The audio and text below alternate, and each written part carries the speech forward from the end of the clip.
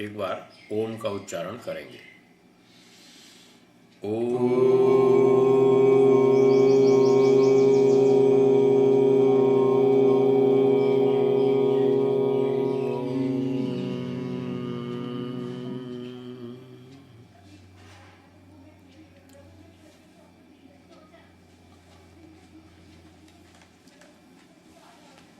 अट्ठाईस सूत्र हो गए।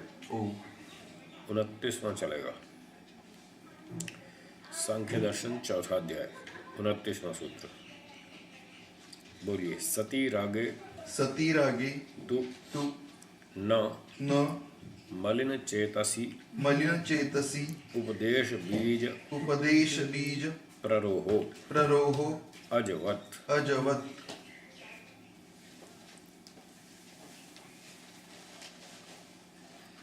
भाष्यम। रागात् चेतो मलिनम भवति तदा मलिन चेतसी खलु उपदेश बीजस्य प्ररोहो अंकुर प्रादुर्भावो न जायते अजवत्। कहते हैं कि राग से चेतो मलिनम भवति, चित्त मलिन हो जाता है। राग के कारण चित्त दूषित हो जाता है, मलिन हो जाता है। तब मलिन चित्त में उपदेश बीज का कोई भी प्ररोह अर्थात अंकुर फूटना न जायते, नहीं होता। जिस चित्त में राग बहुत अधिक हो, राग से मलिन चित्त हो, वहाँ कितना भी उपदेश दो तत्व ज्ञान का, अच्छी बात का, वहाँ कोई अंकुर नहीं फूटता, कोई परिणाम नहीं दिखता, कोई सुधार नहीं दिखता। कैसे? एक दृष्टांत है इतिहास का, अजवत, राजा अज के समान। एक राजा अज नाम के राजा थे। जहाँ तक मुझे याद आता है ये रघुकुल के अंतर्गत थे। श्री राम जी थे ना जिस कुल में, उसी कुल में एक राजा थे अज। तो उस राजा अज के बारे में कहते हैं, यथा भार्या राग उपहते अज नाम के नृपे वसिष्ठ उपदेशात् न स्थैर्य प्रादुर्भावो जाता। तो रघुकुल में एक राजा अज नाम के राजा थे। उनको अपनी पत्नी से बहुत राग था और पत्नी का देहांत हो गया तो बहुत दुखी हुए, बहुत परेशान हुए। फिर महर्षि वशिष्ठ जी ने उनको बहुत उपदेश दिया, बहुत समझाया, भाई ये संसार है, यहाँ वस्तुएं आनी जानी हैं, आज हैं कल नहीं है, सब संसार अनित्य है, जो उत्पन्न होता है वो नष्ट होता है। तो ऐसे ही हमारा आपका शरीर, सबका शरीर अनित्य है। तो आपकी पत्नी थी, वो भी शरीर था, एक शरीर अनित्य था, वो चला गया सो चला गया। अब जो संसार का नियम है उसको स्वीकार करो, उसमें दुखी क्यों होना। रेलगाड़ी बनती है टूट जाती है, मकान बनता है टूट जाता है, शरीर बनता है वो भी टूट जाता है, हम मिलते हैं फिर बिछुड़ते हैं। ये तो संसार है, यहाँ चलता रहता है ऐसा। इसलिए आप ज़्यादा दुखी ना हो। बहुत सारा उनको उपदेश सुनाया, परंतु उनके मन में राग बहुत अधिक था, पत्नी के प्रति राग बहुत अधिक था। इसलिए वहाँ पर उस उपदेश से कोई स्थिरता उत्पन्न नहीं हुई और वो बहुत दिनों तक दुखी ही रहे, उस राग को हटा नहीं पाए। इसलिए उपदेश का कोई विशेष लाभ नहीं दिखाई दिया। तो इस सूत्र में ये बताना चाहते हैं, सूत्रार्थ है, न मलिन चेतसी उपदेश बीज प्ररोहो अजवत। जब राग से चित्त बहुत अधिक मलिन होता है, दूषित होता है, तो उसमें जितना मर्जी उपदेश करो उसका कोई लाभ नहीं दिखता, कोई प्रभाव नहीं दिखता, कोई अंकुर नहीं फूटता। जैसे राजा अज को कोई उपदेश का लाभ नहीं हुआ, इस तरह से। तो राग हानिकारक है, उससे बचना चाहिए। संसार का व्यवहार ठीक है, चलाना चाहिए, वो तो चलाना ही पड़ेगा, अपना ज्ञान पूर्वक बुद्धिपूर्वक व्यवहार करें, जो वस्तु जैसी है उसको वैसा स्वीकार करें। संयोगाश्च वियोगांता मरणांतम च जीवितम, जो दो चीज़ों का संयोग हुआ है वो एक दिन वियोग होगा, और जीवन है एक दिन मरण में समाप्त होगा, अंत में मरण होगा। जो सत्य है उसको स्वीकार करें तो ये राग द्वेष से बचें। अगला सूत्र 30। अपितु अपितु न न आभास मात्रमपि आभास मात्रमपि मलिन दर्पणवत्। मलिन दर्पणवत्। भाष्यम राग लिप्त रागलिप्त चेतसि चेतसि तु उपदेशस्य तु उपदेशस्य आभास मात्रमपि आभास मात्रमपि न भवति न भवति मलिन दर्पणवत्। मलिन दर्पणवत्। पिछले सूत्र में कहा था कि राग से युक्त चित्त में उपदेश का कोई प्रभाव नहीं होता। अब थोड़ा और अच्छी गहरी बात बता रहा है। राग लिप्त चेतसी, राग से लिप्त चित्त में, जिसमें राग है बहुत अधिक, उस चित्त में उपदेश का आभास मात्र भी नहीं होता। थोड़ा भी 2-5% भी असर नहीं दिखता, कोई असर नहीं दिखता। कैसे नहीं दिखता? मलिन दर्पणवत। ये नया दृष्टांत है। मलिन दर्पण के समान, जैसे शीशे पर धूल जमी हो, धूल जमी हो शीशे पर, तो कुछ दिखता नहीं, शक्ल कोई प्रभाव, मतलब कोई उसका परछाई नहीं दिखती। इस तरह से आगे पढ़ते हैं। यथा यथा मलिन दर्पणे मलिन दर्पणे मल लिप्त मललिप्त मललिप्ते दर्पणे क्या है ये? मललिप्ते दर्पणे लिप्ते है। हाँ, मल लिप्ते मललिप्ते दर्पणे दर्पणे कस्यचित् कस्यचित् आभासोपि आभासोऽपि न न प्रतिबिंबति। प्रतिबिंबति। तो जैसे मलिन दर्पण में, मल से लिप्त दर्पण में किसी भी चीज़ का आभास नहीं होता, कोई भी परछाई नहीं पड़ती, कोई भी छाया नहीं दिखती। एक मोटी परत धूल की 3 साल से पड़ी है शीशे पर, तो उसमें क्या दिखेगा? कुछ नहीं दिखेगा। ऐसे ही राग से युक्त जो चित्त है, उस पर धूल की एक परत है मोटी सी, उस पर उपदेश का कोई असर नहीं होगा, उसको कोई लाभ नहीं होगा। सूत्रार्थ हुआ न आभास मात्रमपि। राग वाले चित्त में उपदेश का कोई प्रभाव नहीं दिखेगा, 2-4-5% भी प्रभाव नहीं दिखेगा। जैसे मलिन दर्पणवत, जैसे धूल वाले शीशे पर हमारी परछाई बिल्कुल नहीं दिखती, हमारे शरीर का कोई भी आभास नहीं होता। इस तरह से अथ च रागलिप्ते मलिन चित्ते मलिन चित्ते किल किल उपदेशस्य अपि स्यात् अन्यथा भावो यतः। इतना ही नहीं, और आगे एक और नई बात बताते हैं कि राग लिप्त मलिन चित्त में उपदेशस्य, उपदेश का, अन्यथा भावो अपि स्यात्, कहीं कहीं उल्टा असर भी देखा जाता है। सीधा तो क्या होना, और उल्टा परिणाम भी आता है, रिएक्शन भी होता है। यथा, क्योंकि न तज्जस्य अपि तद्रूपता पंकजवत्। भाष्यम तज्जस्य तद्भवस्य खलु अपि तत्सदृशता न भवति पंकजवत्।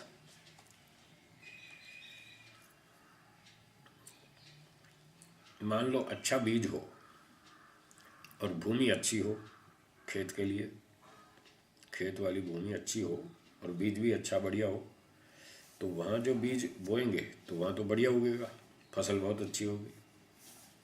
और बीज अच्छा हो और ज़मीन अच्छी नहीं हो, ऊसर भूमि, ऊबड़ खाबड़ हो, ऊसर भूमि हो, बंजर भूमि हो, अब वहाँ क्या उगेगा? कुछ नहीं उगेगा, बल्कि कभी कभी तो टेढ़ा मेढ़ा भी उगेगा। ऐसे कीचड़ वीचड़ में बो दिया अच्छा बीज कहीं कीचड़ में बो दिया तो और ख़राब हो जाएगा।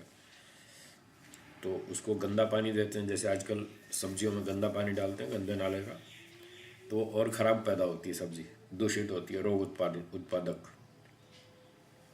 तो ऐसे ही जो मलिन चित्त वाला व्यक्ति है उसको जो उपदेश देंगे, अच्छा उपदेश देंगे, तो उसका भी उल्टा रिएक्शन होगा। एक बार वो किसी ने किसको, बया ने बंदरों को उपदेश दिया था ना, बया चिड़िया ने बंदरों को उपदेश दिया कि देखो बरसात हो रही है और हम तो अपने मज़े से घर में सुरक्षित हैं, हमारे तो हाथ भी नहीं, तो भी हमने इतना अच्छा घर बनाया। भाई तुम्हारे तो हाथ भी हैं और तुम अपना घर नहीं बनाते, अब तक देखो बरसात में पिट रहे हो। तो बंदर को उपदेश दे दिया, बंदर को आया गुस्सा, उसने उसका भी तोड़ डाला। अपना तो बनाया नहीं, उसका भी तोड़ दिया। तो उल्टा असर भी होता है उपदेश का, जो खराब चित्त वाले लोग हैं। तो कहते हैं तद जस्य तद भवस्य, उस अच्छे बीज से अच्छी फसल होनी चाहिए, फिर भी तद सदृशता न भवति, कभी कभी वो वैसा फसल नहीं हो पाती जैसी होनी चाहिए। क्यों? पंकजवत, पंकज के समान। इसको खोलते आगे, यथा ही उत्तमम बीजम पंके प्रक्षिप्तम न तद्रूपम तद्गुणम उत्पद्यते किंतु अन्यथा एव उत्पद्यते। जैसे उत्तम बीज कीचड़ में डाल देने पर उतना अच्छा, वैसे अच्छे गुणों वाला नहीं उगता, उसकी फसल ज़्यादा अच्छी नहीं होती, किंतु अन्यथा एव, और ख़राब तरह से ही बेकार फसल बनती है, टेढ़ी मेढ़ी बनती है और दूषित हो जाता है वो फल, सब्जी जो भी पैदा की है। तो तस्मात् राग लिप्ते मलिन चित्ते स्यात् उत्तम उपदेशस्य अन्यथा भावो यतः सो अन्यथा ही मन्स्यते। तो इसी तरह से जो राग लिप्त मलिन चित्त है, उस राग वाले व्यक्ति को, मलिन चित्त वाले व्यक्ति को यदि उपदेश दिया जाए, अच्छा उपदेश दिया जाए, तो भी उसका उल्टा असर होगा। हम तो बताएंगे उसके भले के लिए, वो उल्टा अर्थ निकालेगा, पता नहीं इनको कोई स्वार्थ होगा इसलिए मुझे ऐसा कह रहे हैं, उसका उल्टा ही अर्थ निकालेगा। इसलिए राग वाले व्यक्ति में तो उपदेश का उल्टा परिणाम भी निकलता है, रिएक्शन भी होता है। सूत्रार्थ हुआ न तज्जस्यापि तद्रूपता। अच्छे बीज को यदि कीचड़ में डाल दिया जाए तो वो अच्छा नहीं उगता, इसी तरह से अच्छे उपदेश को यदि रागी व्यक्ति को सुनाया जाए तो उसका रिजल्ट अच्छा नहीं आता और टेढ़ा मेढ़ा ही अर्थ निकलता है उसका। अब अंतिम 32वां सूत्र है, इसकी भूमिका। भवतु विषयाणाम रागो हानिकारकः परंतु या योगाभ्यासात् विभूतीनां विविध सिद्धीनां प्रवृत्तिः तया स्यात् कृतकृत्यता किं पुनः महाप्रयत्नाद् विवेकात् उपास्य आधानेन अत्र उच्यते। तो अध्याय के अंत में एक शंका उठाई कि विषयों का जो राग है, 5 विषयों का जो राग है वो हानिकारक होवे, ये तो बात समझ में आई। चलो ठीक है, तो राग नहीं करना चाहिए, मान लेते हैं हानिकारक है ये। परंतु जो योगाभ्यास से विभूतियाँ और सिद्धियाँ प्राप्त होती हैं, उन सिद्धियों को प्राप्त कर लेना और फिर उस सिद्धियों से व्यक्ति की कृतकृत्यता हो जावे, उसका जीवन सफल हो जाए, ऐसा मान ले तो इसमें क्या दिक्कत। फिर विवेक से, तत्वज्ञान से उपास्य परमात्मा को हम धारण करें, इसमें इतनी लंबी चौड़ी मेहनत क्यों करें? इतनी लंबी मेहनत करने का क्या लाभ? इस तरह से ये शंका उठाई।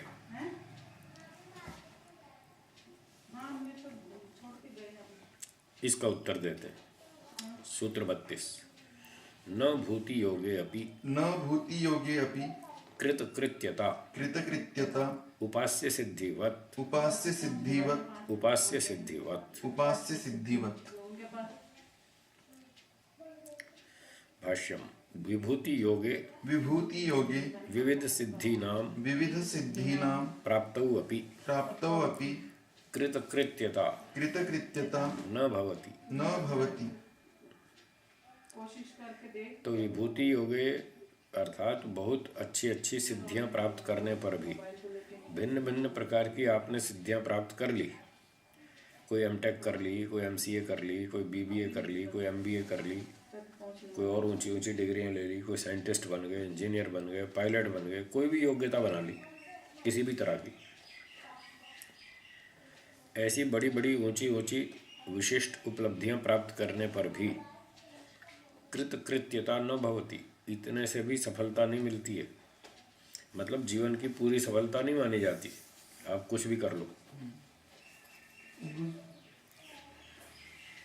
तो वो वैसी अच्छी बढ़िया सफलता नहीं मानी जाती जैसी कि यथा ही कृतकृत्यता भवति भवति विवेकात् उपास्य सिद्धौ ब्रह्म संपत्तौ।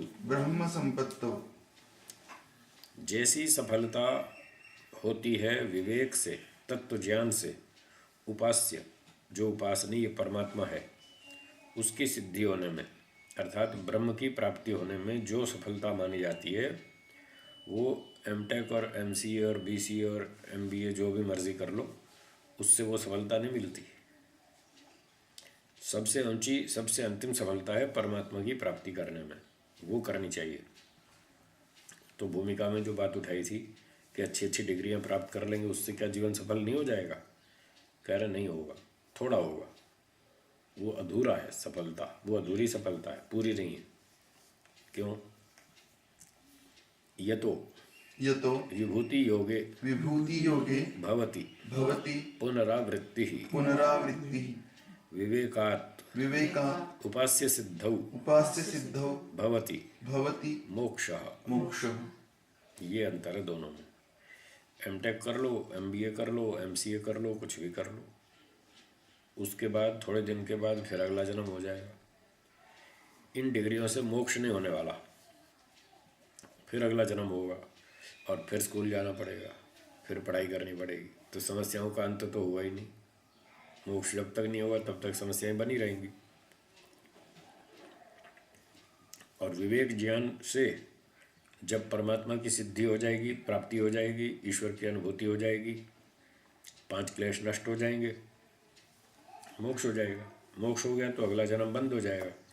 अगला जन्म बंद हो गया तो बस ये पूर्ण सफलता है, फिर कोई दुख नहीं आने वाला। इसलिए जैसी सफलता ईश्वर प्राप्ति में होती है वैसी और किसी तरीके से नहीं हो सकती। ये बात इस सूत्र में बताई। उपास्य सिद्धिवत् इति द्विरुक्तिः अध्याय समाप्त्यर्था। सूत्र में दोबारा जो कथन किया गया उपास्य सिद्धिवत्, ये अध्याय की समाप्ति की सूचना के लिए है कि अध्याय पूरा हो गया। सूत्रार्थ हुआ न भूति योगे अपि कृतकृत्यता। ऊंची ऊंची किसी भी प्रकार की सिद्धियां प्राप्त करने पर, विशिष्ट उपलब्धियां, डिग्रियां प्राप्त करने पर, या बहुत सारी संपत्तियां, धन, ऐश्वर्य आदि सब प्राप्त करने पर भी वैसी सफलता, कृतकृत्यता नहीं होती जैसी परमात्मा की प्राप्ति होने पर होती है। इसलिए सबसे ऊंची जीवन की सफलता ईश्वर प्राप्ति होने पर है। उसको हमें प्राप्त करना चाहिए, उसके लिए पूरा बल लगाना चाहिए, पूरा जोर लगाना चाहिए। ये चौथा अध्याय पूरा हुआ।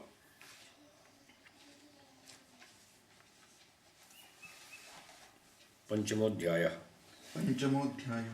वक्तव्यम। अब 5वां अध्याय शुरू होता है। इसमें कुछ थोड़ा सा भूमिका के रूप में कहेंगे।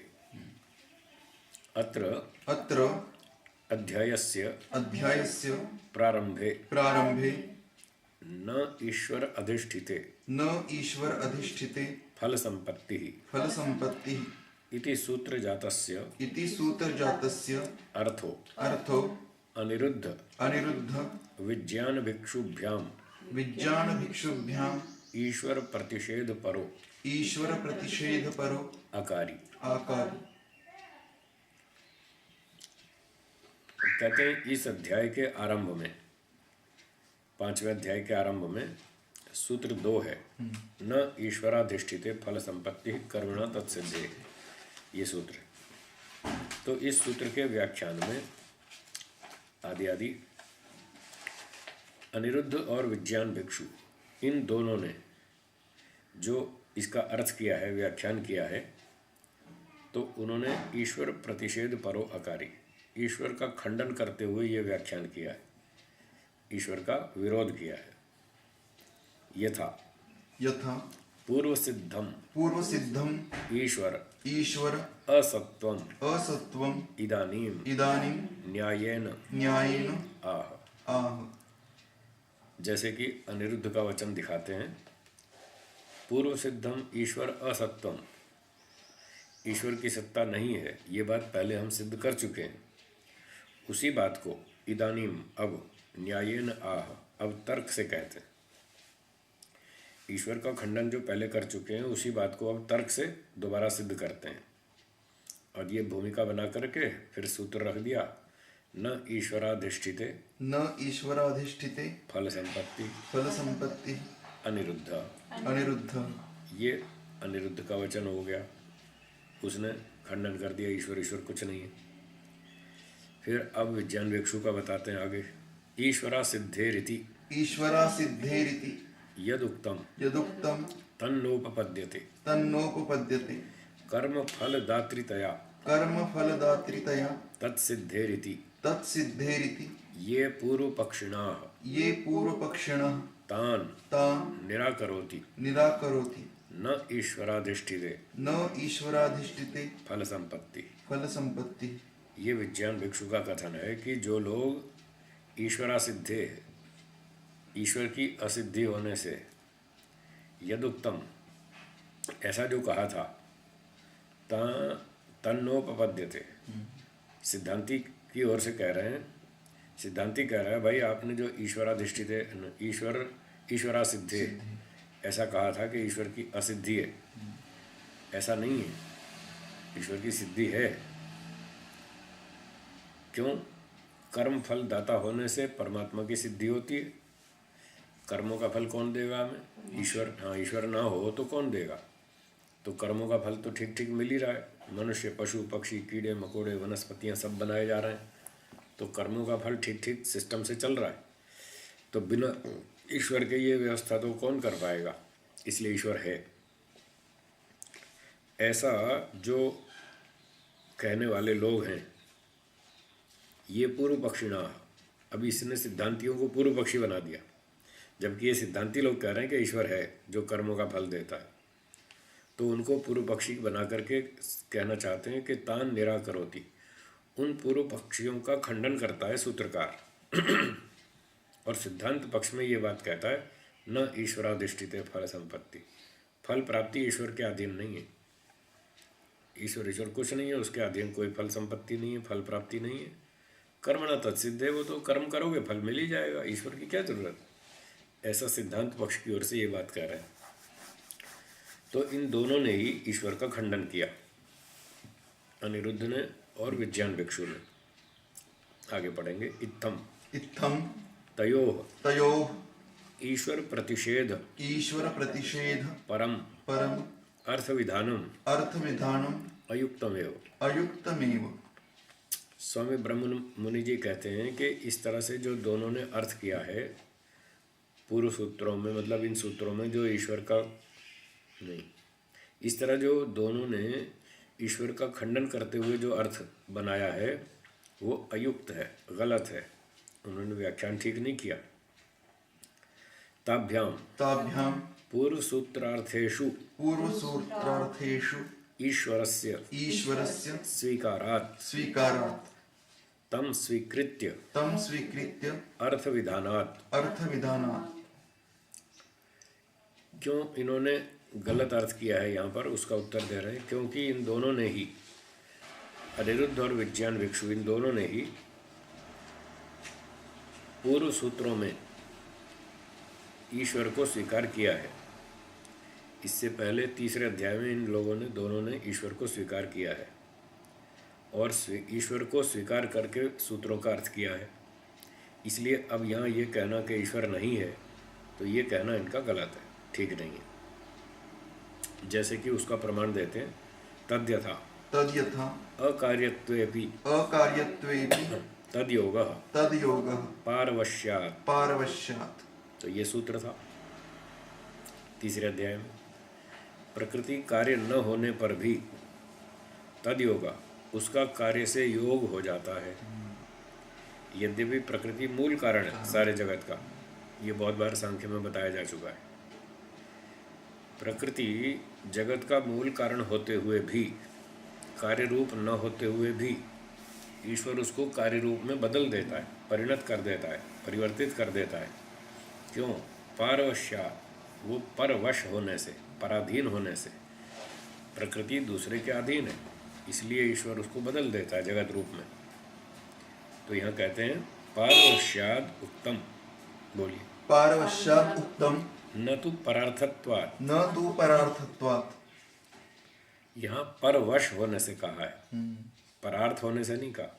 दूसरे के लिए है ऐसा नहीं कहा, दूसरे के अधीन है, इसलिए कोई दूसरा है ऊपर जो इसको कंट्रोल करता है, वो ईश्वर है। जीव के तो बस का नहीं, जीव प्रकृति को पूरा कंट्रोल नहीं कर सकता। वो तो वैसे ही बेहोश रहता है, प्रलय में वो क्या बनाएगा? न समझता है, न जानता है, न बना सकता है। उसमें शक्ति, सामर्थ्य, ज्ञान, विज्ञान कुछ नहीं। इसलिए यहाँ जो कहा है वो परवश होने से, ऐसा कहा है। स च कः परो, स च कः परो, यस्य वशे प्रकृति ही, यस्य वशे प्रकृति। तो जिसके वश में प्रकृति है वो पर कौन है, वो दूसरा कौन है, उसके बारे में कहते हैं परः आत्मा। परः आत्मा, वो जो पर है वो आत्मा है। किम रूपः, किम रूपः, किस स्वरूप वाला है, उसका जवाब देते हैं इत्याह। इत्याह स ही सर्ववित्, सर्ववित्, सर्वकर्ता, सर्वकर्ता। ईदृश, ईदृश, ईश्वर सिद्धि, ईश्वर सिद्धि, सिद्धा। सिद्धा। तो वो जो पर है, जिसके वश में है प्रकृति, जिसके अधीन है, वो पर आत्मा कौन सा है, कैसा है? उसका उत्तर दिया वो सर्वविद है और सर्वकर्ता है, सर्वज्ञ है, सर्वशक्तिमान है, सारे काम करता है ब्रह्म जगत के। और ऐसे ईश्वर की सत्ता सिद्ध है, उसका कोई खंडन नहीं कर सकता। अब ये दो सूत्रों में वो ईश्वर को स्वीकार कर चुके हैं। तो जब वो दोनों ईश्वर को स्वीकार कर चुके हैं और अब फिर ये कहते हुए खंडन करना कि पहले ईश्वर का जैसे निषेध किया था अब उसी बात को तर्क से सिद्ध कर रहे हैं, तो ये कहना तो गलत है, इनका अर्थ व्याख्यान गलत है। तथा अत्रैव, तथा अत्रैव पंचमाध्याये, पंचमाध्याये अग्रे, अग्रे ब्रह्म निरूपणाय, ब्रह्म निरूपणाय अन्येषां, अन्येषां तुल्य रूपम, तुल्य रूपम आह, आह, समाधि सुषुप्ति, समाधि सुषुप्ति, मोक्षेषु, मोक्षेषु ब्रह्म रूपता। ब्रह्म रूपता। तो स्वामी ब्रह्म मुनि जी कह रहे हैं कि एक तो तीसरे अध्याय में ये ईश्वर को स्वीकार कर चुके हैं, और दूसरी बात अभी आगे पांचवें अध्याय में, इसी अध्याय में आगे फिर ये स्वीकार करेंगे ईश्वर को।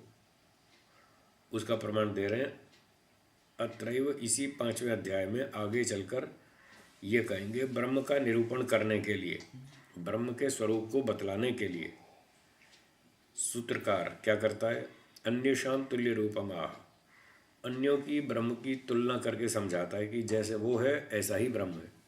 अब ब्रह्म का स्वरूप फिर स्वीकार कर रहे हैं, तो फिर विरोधाभासी बातें हो गई। अभी कह रहे हैं खंडन कर रहे हैं, फिर कहता है ब्रह्म कैसा है वो बताएंगे।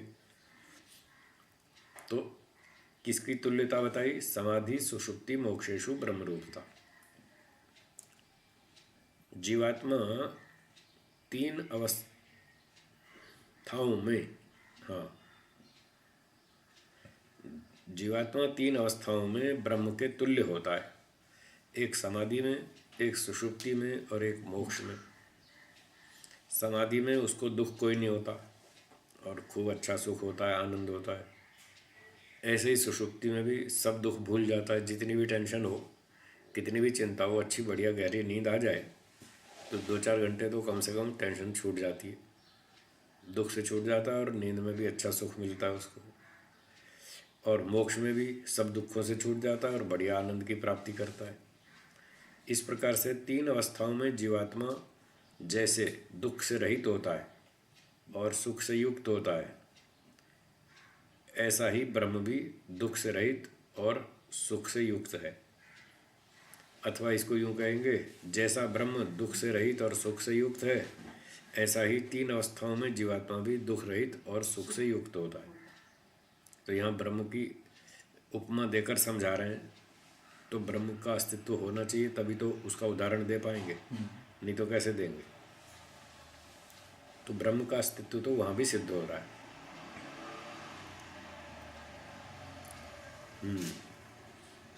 तो आगे चलते हैं।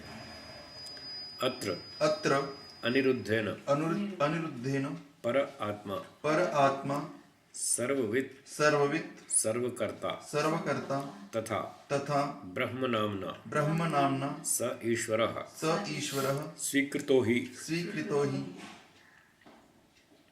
तो इन वाक्यों में अनिरुद्ध आचार्य ने परम आत्मा, सर्ववित् सर्वकर्ता तथा ब्रह्म नाम से परमात्मा ईश्वर को स्वीकार किया ही है।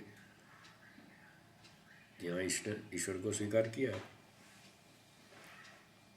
अथ विज्ञान भिक्षुरपि,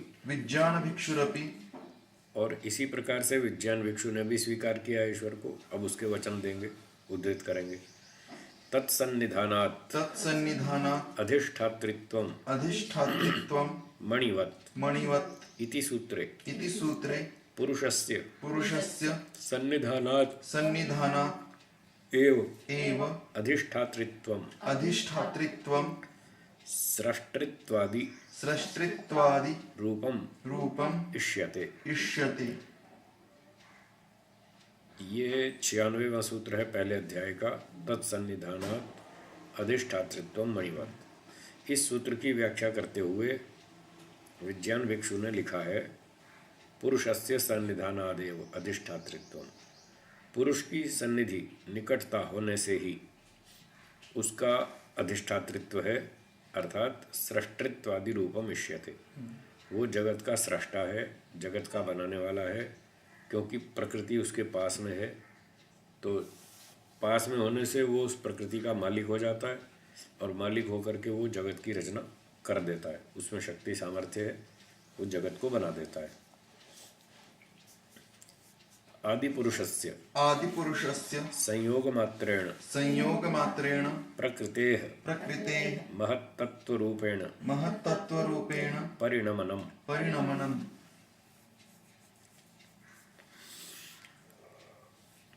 तो कह रहे हैं कि आदिपुरुष का मूल, आदिपुरुष परमात्मा, जो सब सृष्टि बनाने के समय सबसे पहला पुरुष जो होश में था, वो है आदिपुरुष, वो है ईश्वर। तो जब प्रलय अवस्था थी और सृष्टि बनाने का समय आया, उस समय जीवात्माएं तो बेहोश थी, ईश्वर होश में था। इसलिए कहा उस आदि पुरुष का, ईश्वर का संयोग मात्र होने से प्रकृति के साथ उसका संयोग था ही, क्योंकि ईश्वर सर्वव्यापक है और प्रकृति यही है आकाश में। तो ईश्वर का प्रकृति के साथ संयोग होने से उस ईश्वर ने प्रकृति से महतत्व रूप से परिवर्तन किया, उसको परिणाम किया, उसको कन्वर्ट किया, बदल दिया। ऐसे परमात्मा ने जगत की रचना शुरू की। तो यहाँ ईश्वर को इन्होंने भी स्वीकार किया है, विज्ञान भिक्षु ने। तथा चोक्तम निरिच्छे संस्थिते रत्ने यथा लोह प्रवर्तते सत्ता मात्रेण देवेन तथा च अयम जगत जनः।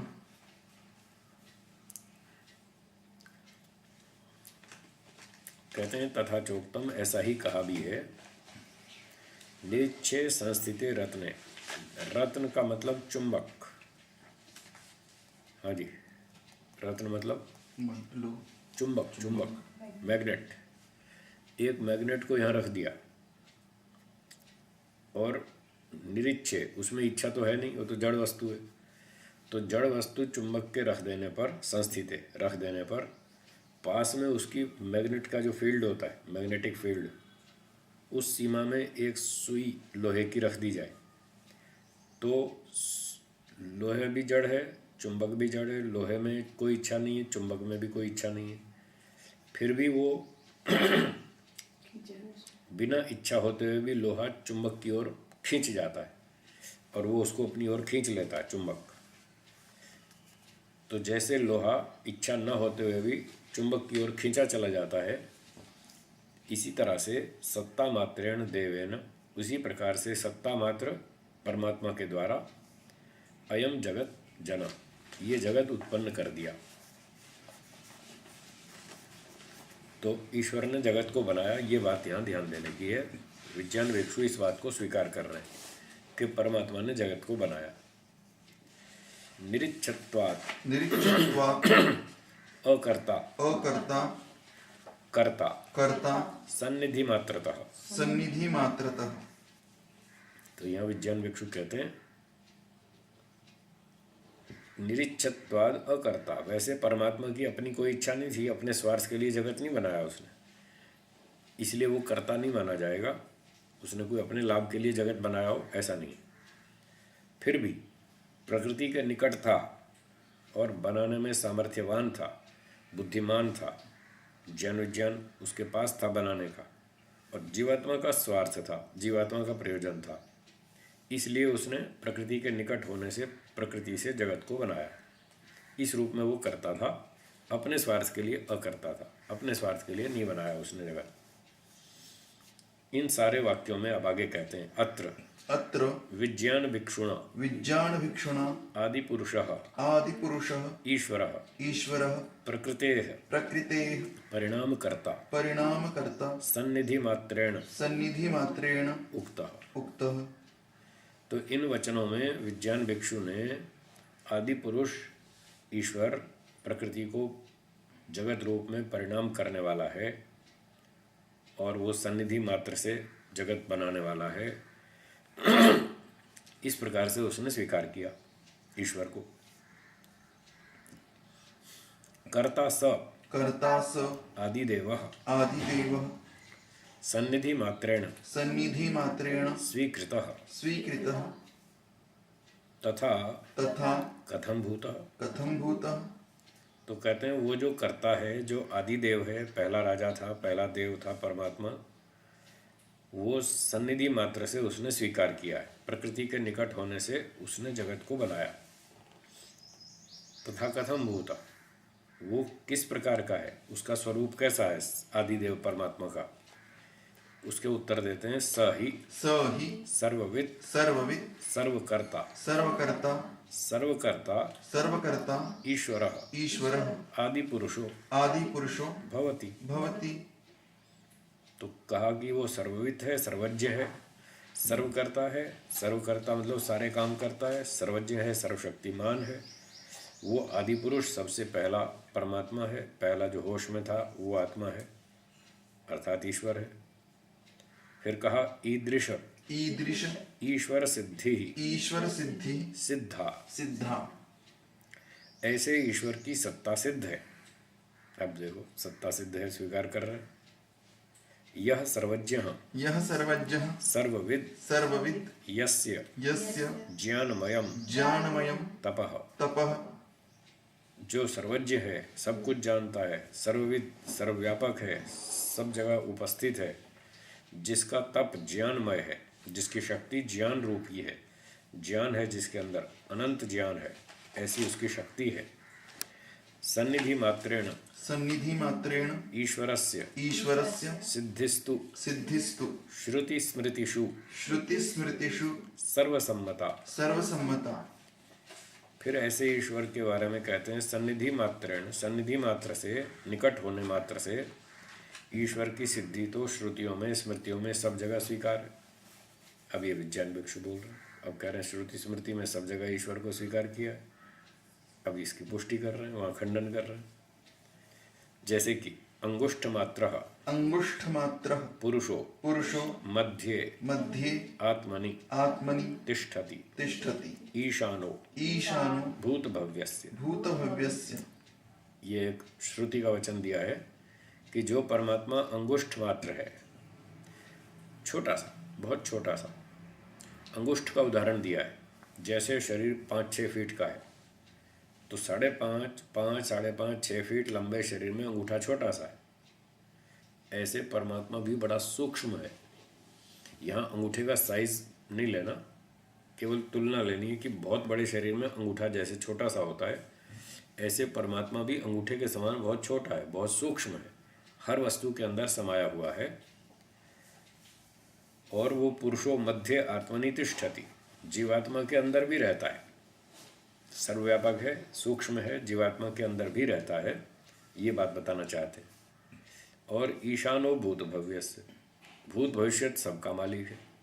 भूतकाल में जो लोग थे उनका भी वो राजा था, आज जो लोग हैं उनका भी राजा है, भविष्य में जो लोग होंगे उनका भी राजा रहेगा। जो घटनाएं भूतकाल में हुई वो भी उसके निर्देशन में हुई, अंडर में हुई, उसकी देख रेख में हुई। और आज हो रही हैं उनको भी ईश्वर देख रहा है, भविष्य में जो होंगी उनको भी देखेगा। तो सारी घटनाओं का ईश्वर साक्षी है, भूत भविष्य की, और सबके कर्मों का फल देता है न्यायपूर्वक। इस तरह से वो श्रुतियों में ईश्वर को स्वीकार किया है। तो यहाँ कहते हैं अत्र आत्मनि विराजमानः पुरुषः सर्वज्ञः सर्वकर्ता सान्निध्यतः श्रुति स्मृति सम्मतः। इन वाक्यों में विज्ञान भिक्षु ने ये स्वीकार किया है कि जो परमात्मा है, आत्मनि विराजमानः पुरुषः, वो जीवात्मा के अंदर विद्यमान है, दोनों एक ही जगह पर उपस्थित हैं। सर्वज्ञ है, सब कुछ जानता है, सर्वकर्ता सारे काम करने वाला है, सर्वशक्तिमान है, और सान्निध्यतः प्रकृति की सन्निधि से, निकटता से सब सृष्टि का संचालन करता है। ऐसा श्रुति और स्मृतियों में स्वीकार किया गया है। ये सब विज्ञान भिक्षु ने मान लिया। सर्वज्ञ एवं ईश्वरः स्वीकृतो अथ च सन्निधानात् सर्वकर्तापि स्वीकृतः ताभ्याम उन दोनों के द्वारा ईश्वर को स्वीकार किया गया है। विज्ञान भिक्षु और अनिरुद्ध, इन दोनों के द्वारा इस ईश्वर को स्वीकार किया गया है। कैसे ईश्वर को? जो कि सर्वज्ञ है और सन्निधानात्, प्रकृति के निकट होने से वो सर्वशक्तिमान है, सृष्टि का संचालक भी है। ये सब इन दोनों ने स्वीकार किया। तथा भूतः ईश्वरस्तु खलु अत्रापि पंचमाध्याये स्वीकार्य एव न हि अस्वीकारेण भवितव्यम्। तो जैसा सर्वज्ञ सर्वशक्तिमान ईश्वर इन दोनों ने वहाँ तीसरे अध्याय में स्वीकार किया, पहले अध्याय में, तीसरे अध्याय में, वैसा ही यहाँ 5वें अध्याय में भी इनको स्वीकार करना चाहिए था। यहाँ भी अस्वीकार नहीं करना चाहिए था। क्यों यहाँ ईश्वर का खंडन किया? ये इन दोनों की भूल है, तो ऐसा नहीं करना चाहिए था। अथ यत् तत्र भाष्ये प्रकृतिलयत्वम् आदिपुरुषत्वम् इति विशेषणम् तु ताभ्याम् स्वकल्पनया हि दत्तम् न तो सूत्रकृता। और जो ईश्वर को उन्होंने वहाँ पर ऐसा बताया कि वो प्रकृति लय योग्यता वाला है, ऐसी सिद्धि वाला है, प्रकृति लय, और वो आदि पुरुष है, ऐसा जो विशेषण दिया इन दोनों ने, तो ये विशेषण इन्होंने अपनी कल्पना से दिया है। सूत्रकार ने ईश्वर को ऐसा नहीं कहा कि वो आदि पुरुष है और वो प्रकृति लय है।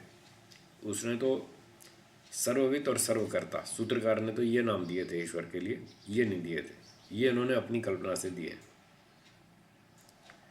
सूत्र शैल्यातु सूत्र शैल्यातु स एव ईश्वरो यः यह परंपरया परंपरया स्वीक्रियते। स्वीक्रियते।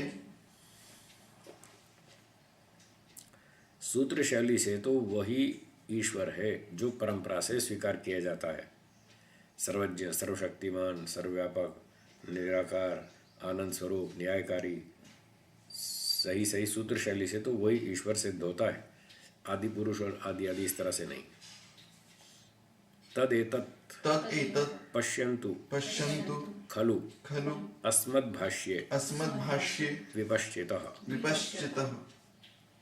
विपश्चितः मतलब विद्वान लोग। विद्वान लोग एतत् पश्यन्तु, इस बात को देखें। कहाँ? अस्मद्भाष्ये, हमारे भाष्य में देखें। बुद्धिमान लोग, विद्वान लोग इस बात को हमारे भाष्य में देखें। हमने ईश्वर को वैसा ही बताया जैसा परंपरा से ईश्वर स्वीकार किया जाता है। उन्होंने अपनी इच्छा से 2-3 नए विशेषण और लगा दिए, हमने ऐसा नहीं किया। हमने नियमित रूप से सीमा में रहकर ठीक ठीक काम किया है, ऐसा ब्रह्मनि जी कह रहे हैं। अतः ताभ्याम ईश्वरस्य खंडन परम अर्थविधानम अत्र पंचमाध्याये अयुक्तमेव। इसलिए उन दोनों के द्वारा जो ईश्वर का खंडन परक अर्थ किया गया है यहाँ 5वें अध्याय में, वो गलत है, ठीक नहीं। भेदस्तु खलु इयान तत् यत् पूर्वम तु नित्य शुद्ध बुद्ध मुक्त स्वभावस्य पुरुषस्य सन्निधि मात्रात् कर्तृत्वं सूचितम न स्वतः।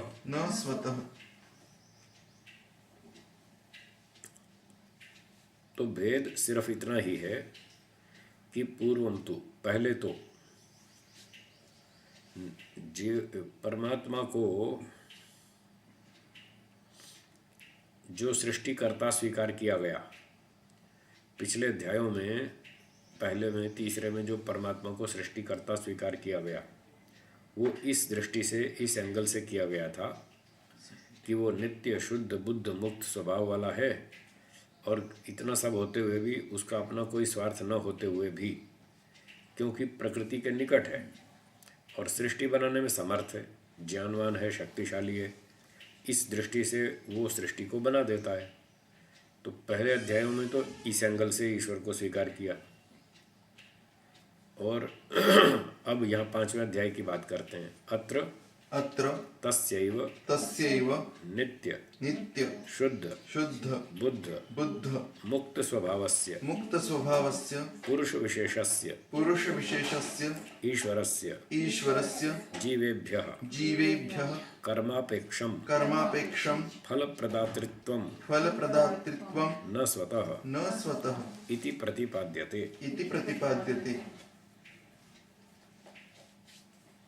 और अब जो 5वें अध्याय में ईश्वर की चर्चा फिर से चली, यहाँ पर इतना अंतर है, पहले तो उस हिसाब से बताया, अब यहाँ थोड़ा सा अलग दृष्टि से बताया।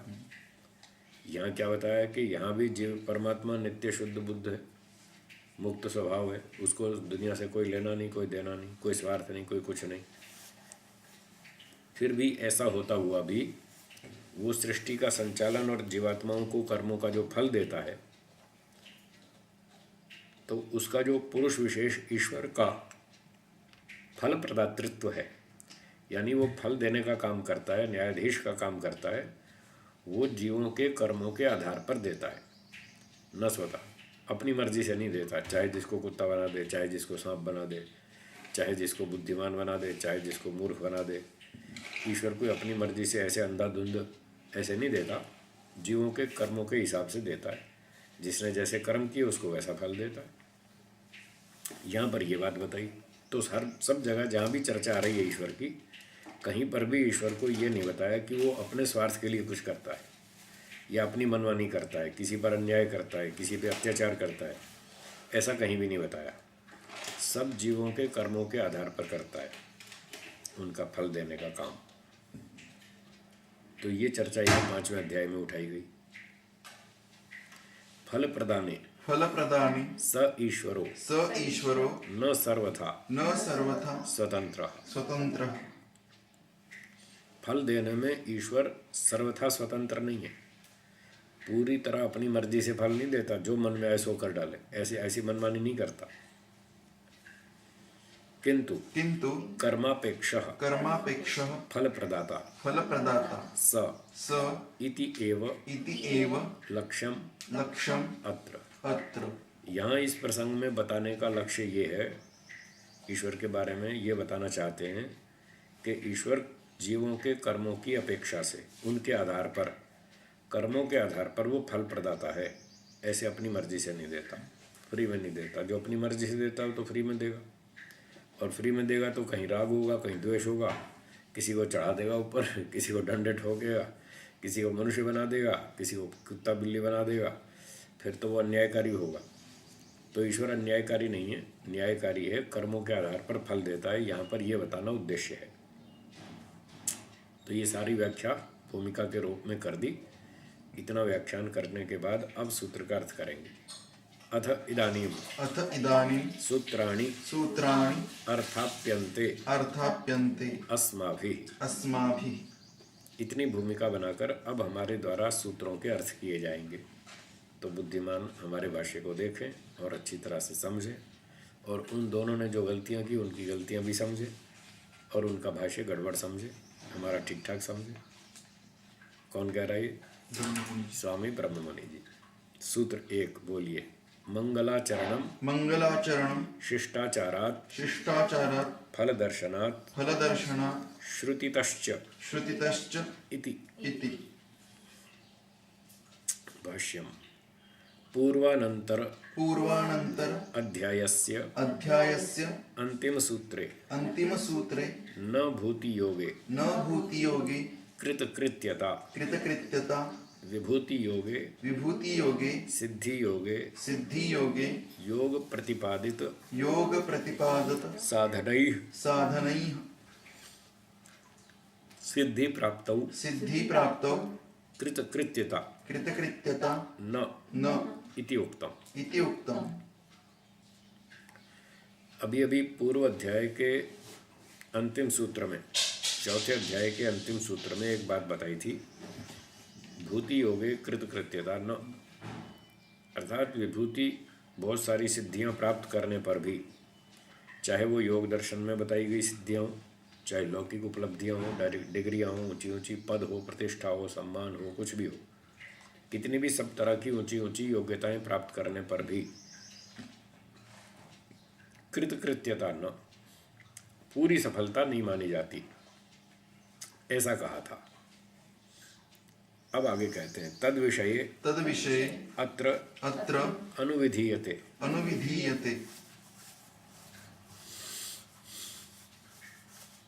उस विषय में यहाँ पर और आगे विधान किया जाता है और आगे बताया जाता है। यत् तत्र योग साधनेषु खलु अपि यत् मंगलाचरणं मंगलानां सर्वप्राणि मंगलकारिणां अहिंसा सत्य आदीनां कर्मणां आचरणं अनुष्ठानं स्वात्मीयकरणं तु नितान्तं आवश्यकं मुमुक्षुणा विवेकिना अपि यतः तदनुष्ठानात् भवति हि कृतकृत्यता न अत्र संदेह। उसी विषय में आगे विधान करते हैं, जैसे पहले बताया था सफलता के बारे में। विधान ये करते हैं कि योग साधनों में जो भी मंगलाचरण है, मंगल आचरण है, सब प्राणियों का मंगलकारी, कल्याणकारी, सबको सुख देने वाला जो आचरण है, अहिंसा का पालन, सत्य का पालन, नियम सारे आ गए, तो ये जो उत्तम आचरण है, यम नियम का पालन, ये मुमुक्षु को, विवेकी को इसका पालन अवश्य ही करना चाहिए, नितांत आवश्यक है, अनिवार्य है। हर कंडीशन में, हर परिस्थिति में उसको यमों का पालन करना ही चाहिए, तभी उसकी उन्नति होगी, तभी उसका सफलता मिलेगी उसको कार्य में, नहीं तो नहीं मिलेगी।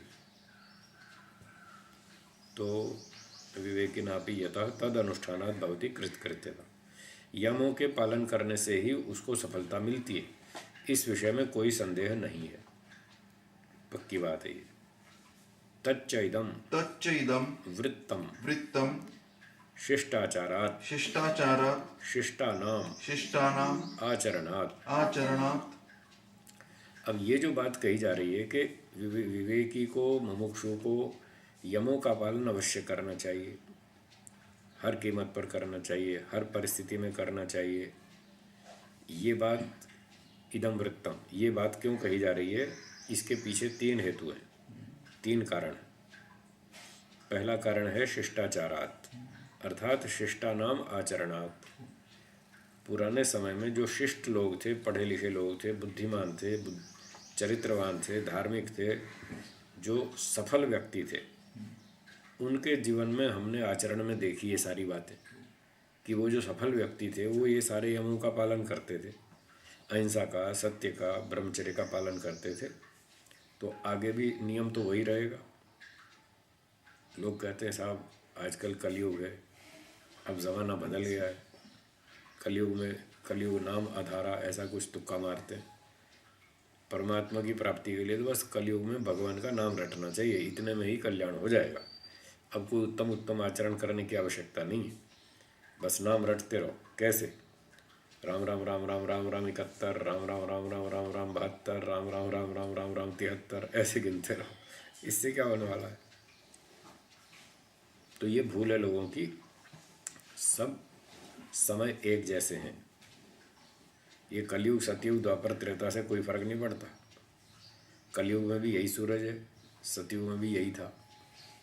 कलयुग में भी वही ईश्वर है जो सतयुग में था। कलयुग में भी वही घी, दूध, मक्खन, मलाई, दाल, रोटी, सब्जी है जो कलयुग में, सतयुग में थी। सभी कालों में सब कुछ वही है, नया तो कुछ भी नहीं है। ईश्वर भी वही, जीवात्मा भी वही, संसार भी वही। तो फिर नियम क्यों बदलेगा? खामखा भ्रांति है लोगों को, कोई नियम नहीं बदलेगा। सतयुग में भी भूख लगने पर लोग रोटी खाते थे, और आज भी भूख लगने पर रोटी ही खाते हैं। खाली रोटी रोटी नाम रटो ना, फिर देखें पेट भरता है कि नहीं। अगर कलयुग में नाम रटने से मोक्ष होता है तो कलयुग में रोटी का नाम लेने से पेट भरना चाहिए। भरता है? हाँ या ना? जब कलयुग में रोटी रोटी रोटी रोटी चिल्लाने से पेट नहीं भरता, तो खाली राम राम या ओम ओम कहने से मोक्ष कैसे हो जाएगा? तो ये खामखा भ्रांति है लोगों की। सब कुछ वही है, कुछ नहीं बदला। वही कानून पहले थे, वही आज है। तो पहले के सफल व्यक्ति भी यमों का पालन करते थे, तो आज भी जो व्यक्ति सफल होना चाहता है उसको यमों का पालन करना होगा। इसलिए उसमें कोई छुटकारा नहीं है। ये पहला हेतु हुआ कि पुराने समय के शिष्ट लोग यमों का आचरण करते थे, इन मंगल आचरणों को जीवन में लाते थे। दूसरा हेतु फल दर्शनात् तत्फल प्रतिपादनात्। तो दूसरा हेतु ये है कि शास्त्रों में इन कर्मों का फल दिखलाया कि अहिंसा का पालन करने से ये फल मिलता है, सत्य का पालन करने से ये लाभ होता है, ब्रह्मचर्य का पालन करने से ये लाभ होता है। तो इतने अच्छे अच्छे लाभ बता रखे हैं। जब लाभ बता रखे हैं तो व्यक्ति को कर्म करना पड़ेगा, बिना कर्म के तो फल मिलता नहीं। इसलिए हमको इनका पालन करना चाहिए। तीसरा श्रुतितः श्रुति विधानाच्च इति हेतुत्रयात् सिद्ध्यति। तो तीसरा श्रुति का विधान है। श्रुतियों में, वेदों में भी कह रखा है कि अहिंसा का पालन करो, सत्य का पालन करो। तो कानून जो बता रहा है तो वो कानून तो ठीक ही होता है ना। कम से कम ईश्वर का कानून तो ठीक ही होता है। मनुष्यों का कानून तो गलत हो भी सकता है, क्योंकि मनुष्य अल्पज्ञ है, ईश्वर तो सर्वज्ञ है, वो तो अल्पज्ञ है नहीं। तो ईश्वर का कानून तो ठीक ही होता है, और ईश्वर के कानून में ये सब लिख रखा है, अहिंसा, सत्य, ब्रह्मचर्य आदि का पालन करें तब व्यक्ति को सफलता मिलती है। इसलिए मंगल आचरण करना चाहिए। 3 हेतुओं से ये बात बताई गई। अब इसकी और आगे व्याख्या करते हैं। तत्र शिष्टाचारः, तत्र शिष्टाचारः। तो इन 3 हेतुओं में पहला हेतु शिष्टाचार है, उसके संदर्भ में कहते हैं शिष्टानाम शिष्टानाम आचारः। आचारः। शिष्टाचार का मतलब है शिष्ट व्यक्तियों का आचरण। शिष्ट माने शिक्षित, एजुकेटेड। आजकल की भाषा में एजुकेटेड नहीं, आजकल के तो एजुकेटेड चोर बेईमान होते हैं। जितने ज़्यादा कॉलेज के पढ़े हुए उतने बेईमान, जितने गांव के अनपढ़ उतने ज़्यादा सीधे। आप देखिए आज का ज़माना जो चल रहा है, आज गांव के लोग दुनिया को ज़्यादा लूटते हैं या स्कूल कॉलेज नगरों के पढ़े लिखे? वही पढ़े लिखे लोग ज़्यादा लूटते हैं। उन्होंने बुद्धि का विकास तो कर लिया, पढ़ लिख करके बुद्धि का विकास तो कर लिया, पर ईश्वर समझ में नहीं आया कि हम ये पढ़ लिख कर वो अच्छे काम करें तो हमको ईश्वर इनाम देगा, और हम उल्टे सीधे पाप करेंगे, लोगों को लूटेंगे, धूर्तता करेंगे, मूर्ख बनाएंगे, उनको झूठ बोल के बेवकूफ़ बना के पैसे लूट लेंगे उनके, तो ईश्वर हमको दंड देगा। ये दंड तो समझ में आया नहीं। इसलिए जो कुछ उन्होंने पढ़ लिख कर विकास किया बुद्धि का, उसका दुरुपयोग करते हैं, मिसयूज़ करते हैं। तो आजकल तो ऐसी बात है। तो ये एजुकेटेड भले ही हों अंग्रेज़ी भाषा में, पर ये शिष्ट नहीं है। वास्तव में ये शिक्षित नहीं है। यहाँ शिष्ट का मतलब है शिक्षित, और शिक्षित का मतलब है जिसको शिक्षा कंप्लीट मालूम है, जिस शिक्षा में ईश्वर भी शामिल है। इनकी शिक्षा में ईश्वर तो है ही नहीं, तो दंड देने वाला कोई है नहीं, इसलिए जो मर्जी है करो। इनका सिद्धांत ऐसा है। तो प्राचीन काल के जो शिष्ट लोग थे उनका आचरण ऐसा था, वो अहिंसा सत्य का पालन करते थे। तो शिष्ट कौन होते हैं उनकी व्याख्या करते हैं। अब शिष्टों की पहचान बताएंगे। संति सन्ति शिष्टाः शिष्टाः खलु खलु विगतमत्सराः विगतमत्सराः निरहंकाराः निरहंकाराः कुंभीधान्याः कुंभीधान्याः अलोलुपाः अलोलुपाः दंभ दंभ दर्प दर्प लोभ लोभ मोह मोह क्रोध क्रोध विवर्जिताः। विवर्जिताः। एक शास्त्र में ये शिष्टों का लक्षण बताया कि शिष्ट लोग कैसे हैं। तो वो कहते हैं कि शिष्ट ऐसे होते हैं विगत मत्सराः, जिनका मत्सर खत्म हो चुका है। मत्सर माने जलन, दूसरों को देखकर जलते रहते हैं कई लोग, तो उनमें जलन नहीं होती, किसी से ईर्ष्या नहीं करते, दूसरे की उन्नति देखकर कभी परेशान नहीं होते, कभी उनसे ईर्ष्या नहीं करते। निरहंकारा, और वो अहंकार भी नहीं करते, अभिमानी भी नहीं होते, सीधे साधे नम्र व्यक्ति होते हैं। कुंभी धान्या, एक मटका अनाज रखते हैं बस। कुंभ माने मटका, घड़ा, और धान्य माने अनाज। अपने खाने के लिए इससे ज़्यादा स्टॉक नहीं करते, एक मटका अनाज रखते हैं, जब ख़त्म हो जाएगा फिर और कमा लेंगे, फिर खा पी के जब एक ख़त्म हो जाएगा फिर और आगे प्राप्त कर लेंगे, ज़्यादा स्टॉक नहीं करते। ऐसे होते हैं कुंभी धान्या। और आगे देखिए अलोलुपा, लोभी। हाँ, लोभी नहीं होते, जो मिल गया सो ठीक है। कभी यूँ नहीं शोर मचाते, साहब देखो हमने इतनी मेहनत की और आपने कुछ भी नहीं दिया, आपने बहुत थोड़ा दिया, ऐसे कभी नहीं कहते। जो मिल गया ठीक है, मस्त रहते हैं, खुश रहते हैं, लोभ नहीं करते। दंभ, दंभ माने ड्रामा, नाटक, दिखावा, प्रदर्शन। प्रदर्शन से रहित होते हैं, ऐसे ड्रामा नहीं करते, दिखावा नहीं करते कि हम ऐसे हैं और वैसे हैं, और मतलब ऐसे प्रस्तुतिकरण होता है ना कई जगह। एक याद आ गया मुझे, बीच में किस्सा सुना दूँ, ये दंभ कैसा होता है। एक डॉक्टर साहब बैठे अपने क्लिनिक में, और उनके पास रोगी कम आते थे, तो बैठे थे काफ़ी देर से। तो अचानक किसी ने दरवाज़ा खटकाया, तो उन्होंने सोचा कोई रोगी आया। तो वो ये दिखाना चाहते थे मैं बहुत व्यस्त हूँ, मैं बहुत बिजी आदमी हूँ, और उसको थोड़ी देर प्रतीक्षा करवाना चाहते थे। ऐसा करने के लिए उन्होंने ड्रामा किया, टेलीफोन उठा लिया और ऐसे नाटक करने लगे जैसे किसी से बात कर रहे हैं। तो जो आया था उसने देख लिया कि साहब बात कर रहे हैं, तो वो खड़ा हो गया वहाँ। तो थोड़ी देर ये बात करते रहे, ऐसा है वैसा है, हाँ परसों आना, मैं बहुत बिजी हूँ, अभी अभी 2 दिन में मुझे बहुत काम है, परसों आना, ऐसा ऐसा ऐसा करके फिर थोड़ी देर बाद फ़ोन रख दिया। और जब रख दिया तो फिर उसको देखा कौन आया, फिर बोला आ जाओ आ जाओ। हाँ बोलिए बताइए क्या समस्या है। उसने कहा साहब मैं टेलीफोन डिपार्टमेंट से आया हूँ, आपका फ़ोन ठीक करने के लिए आया हूँ।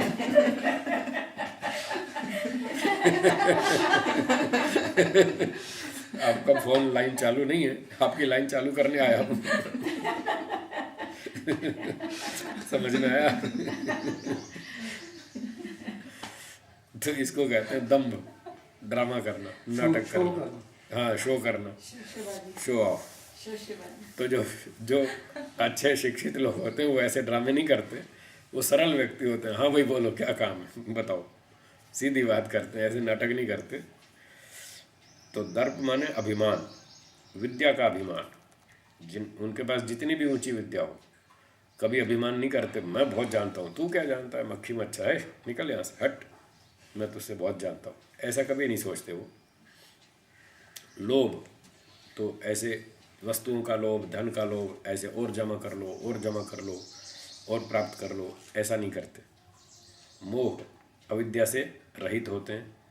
और क्रोध विवर्जिता, गुस्सा कभी नहीं करते, मस्त रहते हैं, शांत रहते हैं, प्रसन्न रहते हैं, कभी किसी पर अन्याय नहीं करते, कभी किसी पर गुस्सा नहीं करते। ऐसे शिष्ट व्यक्ति होते हैं, ये हैं असली एजुकेटेड। ऐसे शिक्षित व्यक्ति लोग अहिंसा का पालन करते देखे गए, सत्य का पालन करते हुए और ब्रह्मचर्य का पालन करते हुए, सब यमों का पालन करते हुए देखे गए। इसलिए हमको भी उनका अनुकरण करना चाहिए, शिष्टों का, हमको भी यमों का पालन करना चाहिए। ये एक हेतु हुआ। तो शिष्ट लोग इस तरह के होते हैं, आगे पढ़ेंगे।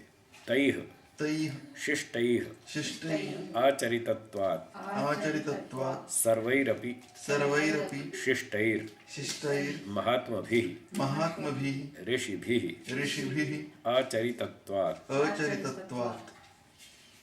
तो इन यमों का पालन क्यों करना चाहिए? क्योंकि इन शिष्टों के द्वारा आचरण किया गया है। इन यमों का सभी शिष्टों के द्वारा, महात्माओं के द्वारा, ऋषियों के द्वारा इनका आचरण किया गया है, इसलिए हमें भी करना चाहिए। इन यमों के आचरण से ही वे लोग सफल हुए, उनकी उन्नति हुई, सुखी रहे, देश दुनिया का कल्याण किया उन्होंने। तो हम भी ऐसा ही करेंगे तो हम भी सफल हो जाएंगे, हम भी सुखी रहेंगे, मस्त रहेंगे, प्रसन्न रहेंगे। इस तरह से करना चाहिए। दूसरा हेतु था फल दर्शनात्। आगे पढ़ेंगे। फल दर्शनात् फल दर्शनात् तथा भूतानाम अहिंसादि मंगलाचाराणाम तथैव योग दर्शने फलम प्रदर्श्यते तस्मात्। तो फल दर्शन होने से ये दूसरा हेतु है, यमों का फल दिखाया है। उस प्रकार के अहिंसा आदि जो मंगल आचरण हैं, उन मंगलाचरणों का उस क्रम से योग दर्शन में फल दिखलाया गया है। इसलिए हमको फल की प्राप्ति के लिए इन यमों का पालन करना ही चाहिए। ईश्वर तो फल की इच्छा नहीं करता, फल की कामना नहीं करता, पर जीव तो बिना फल के रह नहीं सकता। दोनों बातें पक्की हैं। ईश्वर कभी भी फल की इच्छा नहीं करता और जीवात्मा फल के इच्छा के बिना काम कर ही नहीं सकता। कारण क्या है? ईश्वर पहले से तृप्त है, आनंद से परिपूर्ण है, सर्वगुण संपन्न है, उसमें किसी भी तरह की कोई भी कमी नहीं। इसलिए उसको कोई स्वार्थ नहीं, वो अपने लिए कुछ भी नहीं करता। पर जीवात्मा में बहुत सारी कमियां हैं, ज्ञान की, आनंद की, बल की, न्याय की, भोजन की, वस्त्र की, मकान की, सोना चांदी रुपया मकान, पद प्रतिष्ठा, बहुत कुछ चाहिए उसको, उसके बिना इसका चलता नहीं काम। तो जीवात्मा में बहुत सारी कमियां हैं, इसलिए वो अपनी कमियों को पूरा करना चाहता है। उन कमियों को पूरा करने के लिए वो सारे काम करता है, चाहे तो उसको सांसारिक सुख मिले, चाहे ईश्वर का सुख मिले, कोई ना कोई मिलना चाहिए। अपने पास उसके पास सुख नहीं है,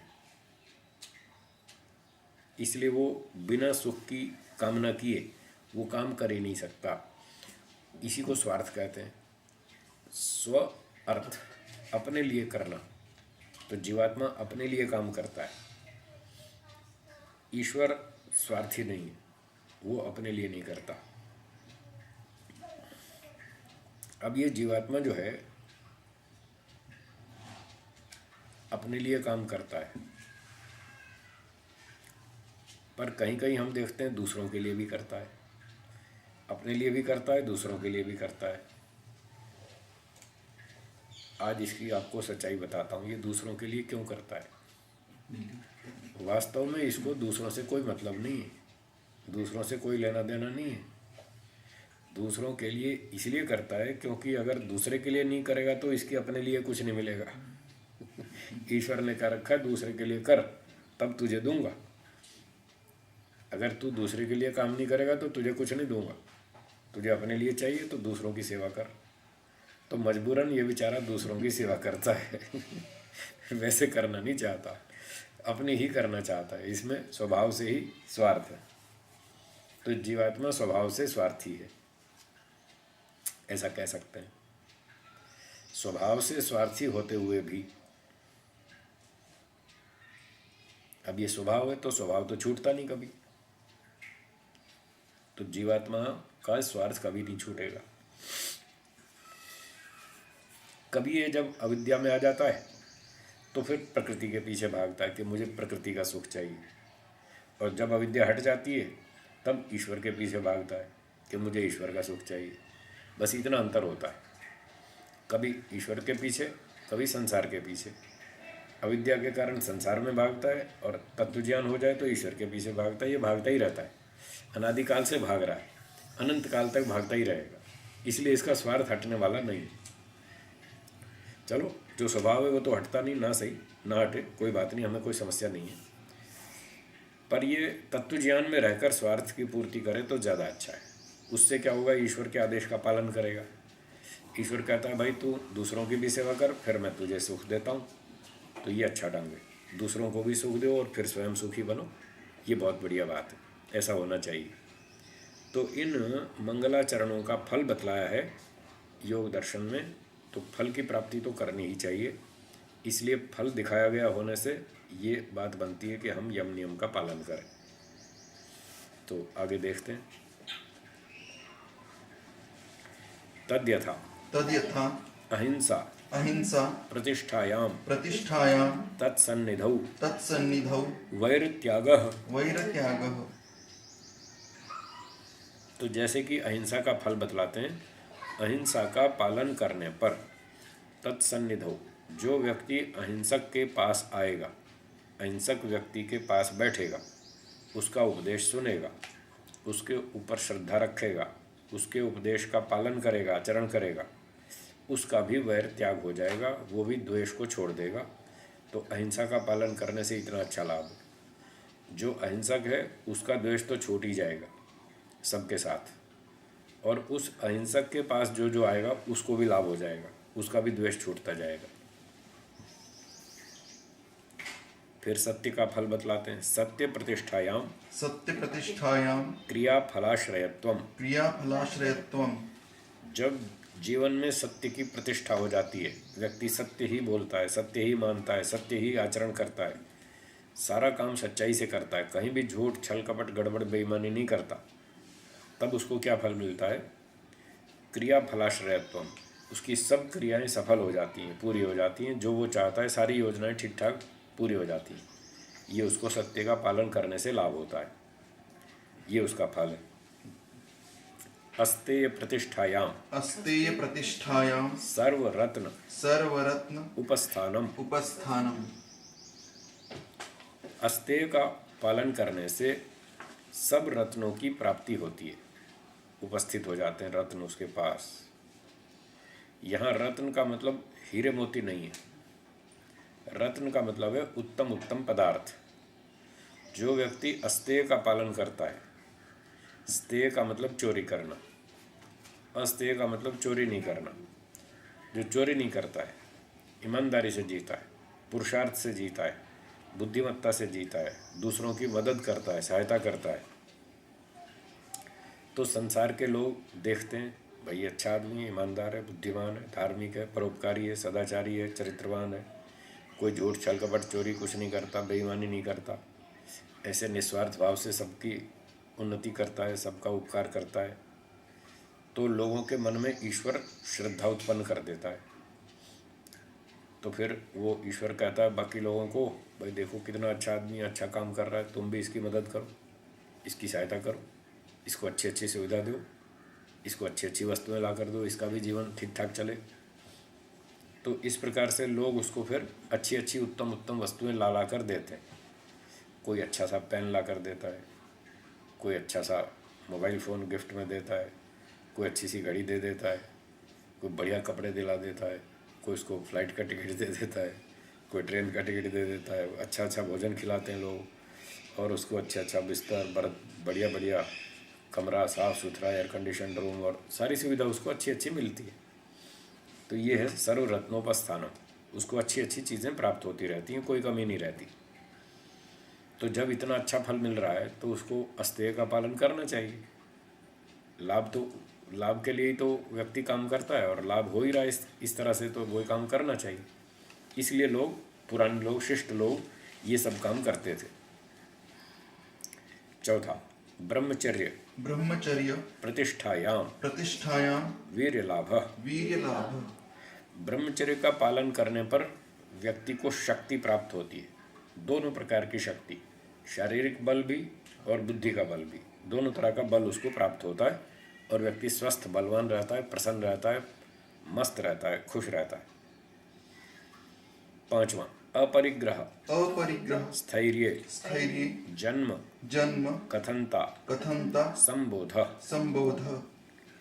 अपरिग्रह की स्थिरता होने पर, जब पांचवा यम है अपरिग्रह, जब जीवन में उसकी स्थिरता हो जाती है, व्यक्ति आवश्यकता से अधिक संग्रह नहीं करता, बस जितना चाहिए उतना ही सामान रखता है, अधिक नहीं रखता। भोजन भी उतना ही खाएगा जितनी भूख है, रुपया पैसा भी उतना ही रखेगा जितनी आवश्यकता है, फालतू होगा बांट देगा। ऐसे ही और साधन, मकान, मोटर गाड़ी, सोना चांदी, जितनी भी चीज़ें हैं, अपनी उतनी ही रखता है जितनी आवश्यक है।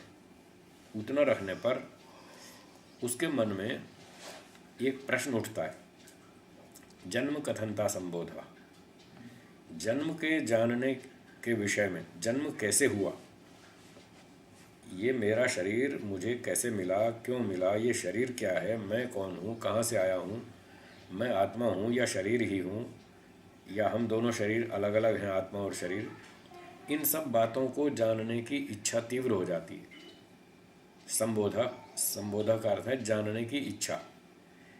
यहाँ पर ज्ञान हो जाता है ऐसा नहीं है, ये जानने की इच्छा तीव्र हो जाती है कि ये मैं जो अपरिग्रह का पालन कर रहा हूँ, क्यों कर रहा हूँ, क्यों मेरे पास जो सामान फालतू हो गया मैं बांट रहा हूँ, क्यों बांट रहा हूँ, ऐसे उसको जानने की इच्छा हो जाती है।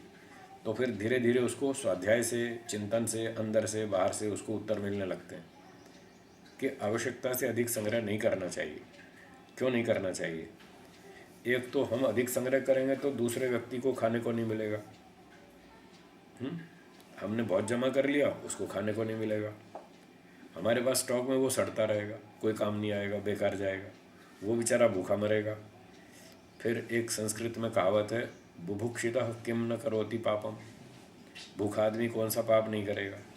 फिर वो छीन झपट करेगा, चोरी करेगा, लूट मार करेगा, फिर सारे उल्टे सीधे काम होंगे, तो संसार में अव्यवस्था फैलेगी। इसलिए अधिक जमा नहीं करना चाहिए, बांट देना चाहिए, उसका भी काम चले, हमारा भी चले, सब ठीक ठाक जिए, कोई उल्टे सीधे आचरण ना करे। फिर प्रश्न उठेगा, अच्छा चलो बांट दें, उसको भी दे दें जिसके पास नहीं है खाने को। अगला प्रश्न उठेगा, काय को दे दें मुफ्त में, हमने मेहनत की, उसने तो की नहीं, हमने तो मेहनत करके कमाया, वो भी मेहनत करके कमाए, तो फिर ठीक है, वो भी खाए, हम भी खाएं। फिर हम उसको क्यों दें, मेहनत तो हम करें, खाए वो।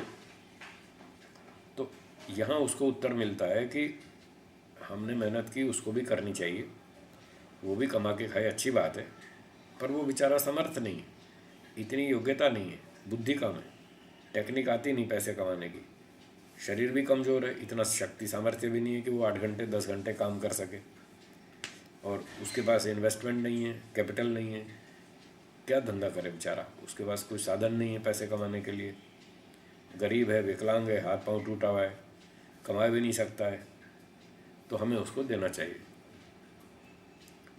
फिर अगला प्रश्न उठेगा, तो हम उसको दें फिर हमें क्या मिलेगा? हमने तो मेहनत की और मेहनत कर करके कमाया और हम उसको दे दें तो फिर हमें क्या लाभ हुआ? तो इसका उत्तर मिलेगा तुमको अगले जन्म में फिर मिलेगा। अगर हम इसको अभी दान दे देंगे, बांट देंगे, इसकी आवश्यकता के अनुसार इसकी पूर्ति कर देंगे, तो ईश्वर हमको अगले जन्म में फिर इसका फल देगा, इस दान कर्म का। तब प्रश्न उठेगा, यहाँ इस जन्म में भी कुछ मिल जाएगा और इस जन्म में नहीं मिला तो फिर अगले जन्म में मिल जाएगा।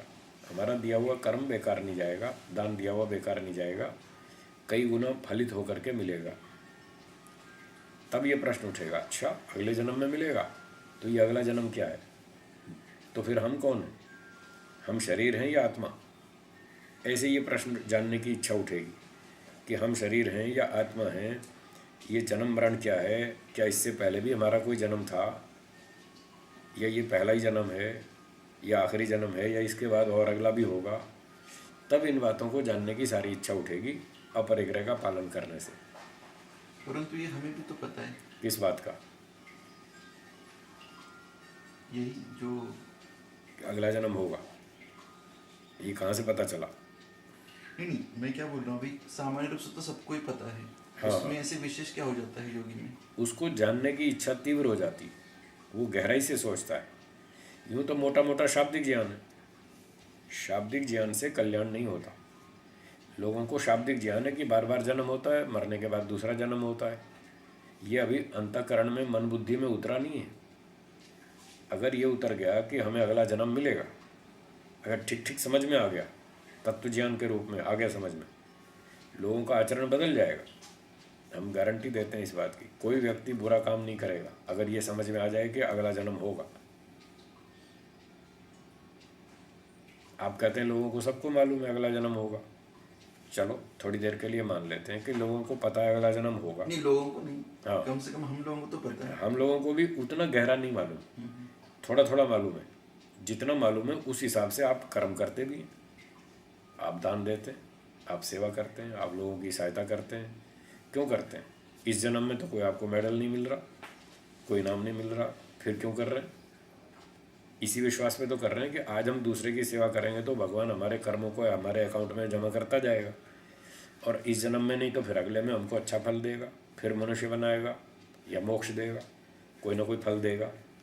तो आपको जितना जितना विश्वास है इस बात पर कि अगला जन्म होगा, ईश्वर न्यायकारी है, हमारे कर्मों का फल देगा, उसी आधार पर आप पुण्य करते हैं, उतने आधार पर ही आप सारे अच्छे काम करते हैं, सहयोग देना, दान देना आदि आदि।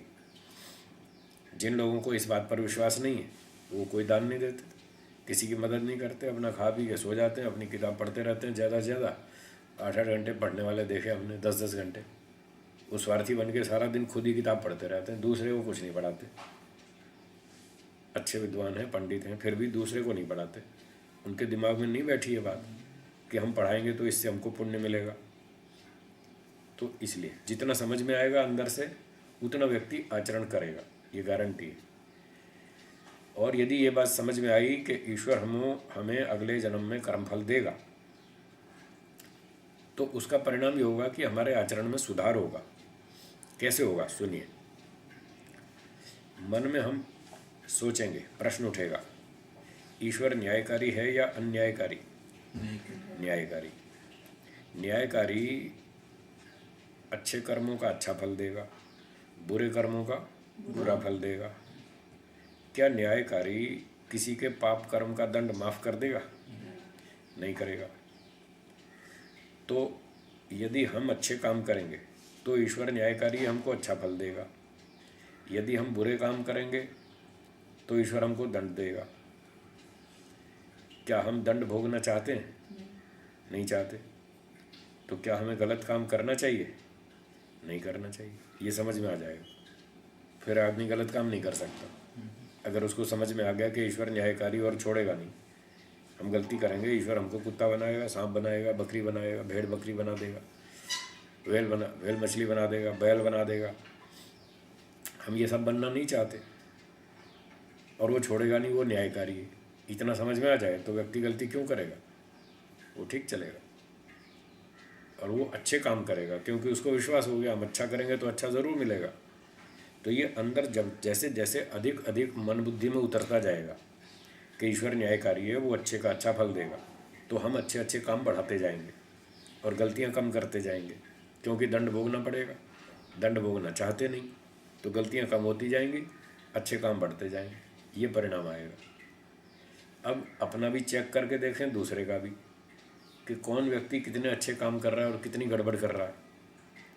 उससे आपको पता चल जाएगा कि इस व्यक्ति को ये बात कितनी मात्रा में समझ में आई कि ईश्वर न्यायकारी है और हमारा अगला जन्म होगा और अगले जन्म में ईश्वर हमको फल देगा।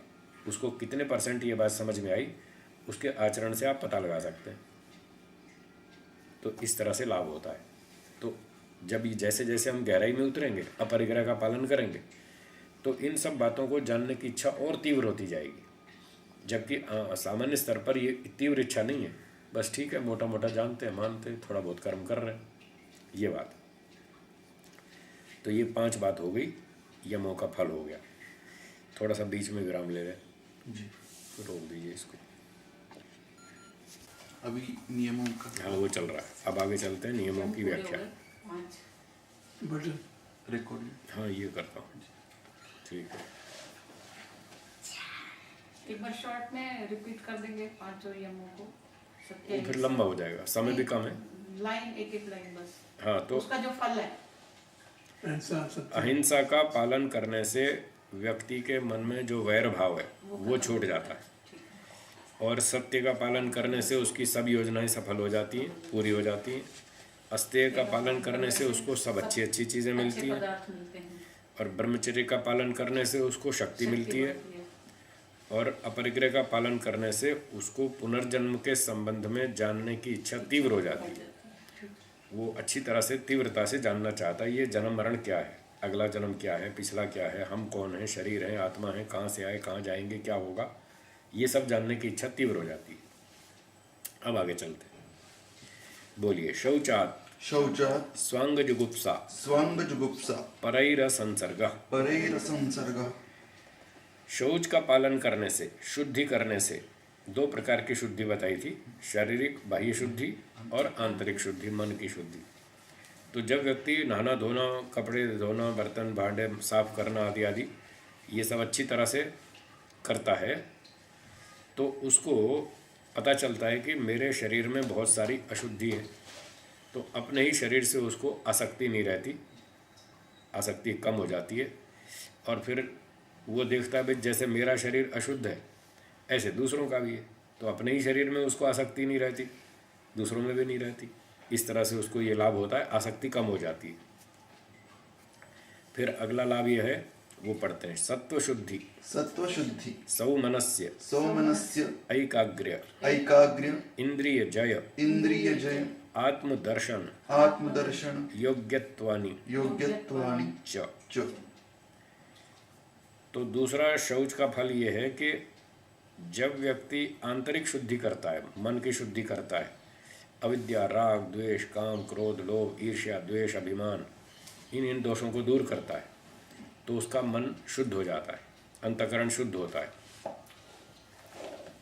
और अंतःकरण की शुद्धि होने से उसका मन सौमनस्य, मन प्रसन्न हो जाता है, उसका मन खुश हो जाता है, और मन प्रसन्न होने से फिर उसको एकाग्र भी होता है मन, ये लाभ होता है, मन की एकाग्रता बढ़ती है।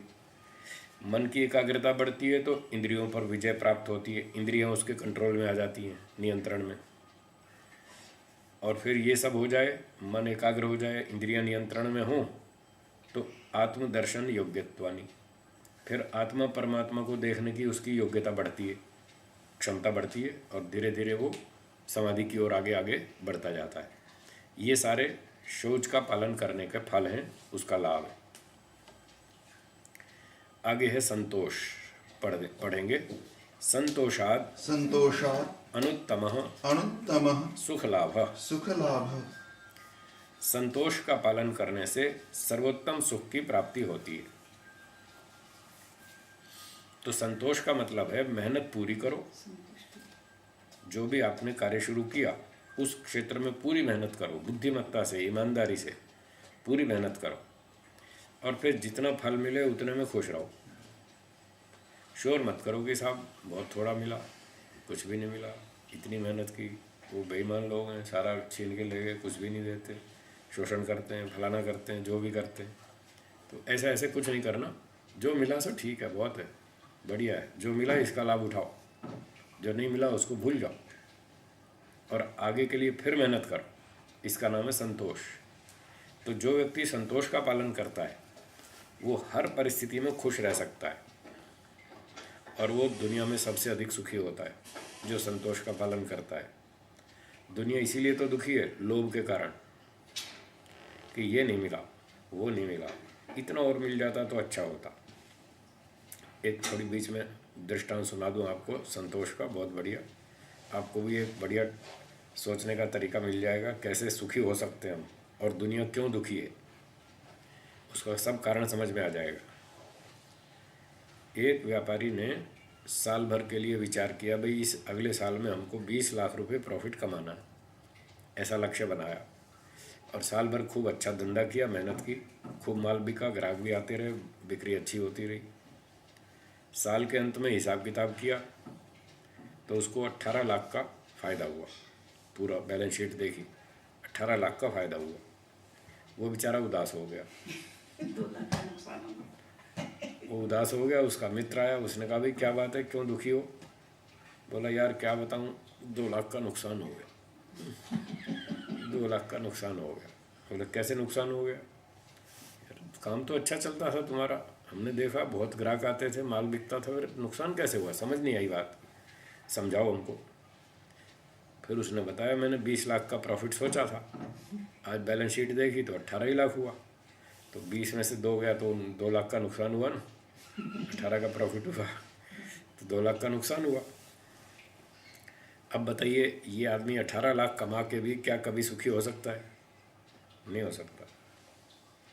वो बेचारा वो 2 लाख नहीं मिला उसको देख रहा है, ये नहीं देख रहा 18 लाख मिला, उसको देखो, उसका आनंद लो, उसका लाभ उठाओ, खाओ पियो, मज़ा करो, भगवान का भजन करो और आगे के लिए फिर मेहनत करो, अगली योजना फिर बनाओ।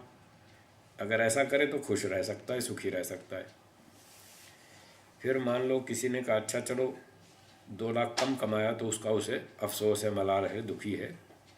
अगर वो 20 लाख भी पूरा कमा लेता, जितना टारगेट था कंप्लीट हो जाता, उसके बाद भी वो दुखी रहता। बोले फिर क्यों दुखी रहता? 20 का लक्ष्य था, 20 पूरा हो गया, अब क्यों दुखी? तब उसका लोभ और बढ़ जाता और वो कहता बस 20 ही मिला, 25 मिलता तो अच्छा होता, 20 ही मिला।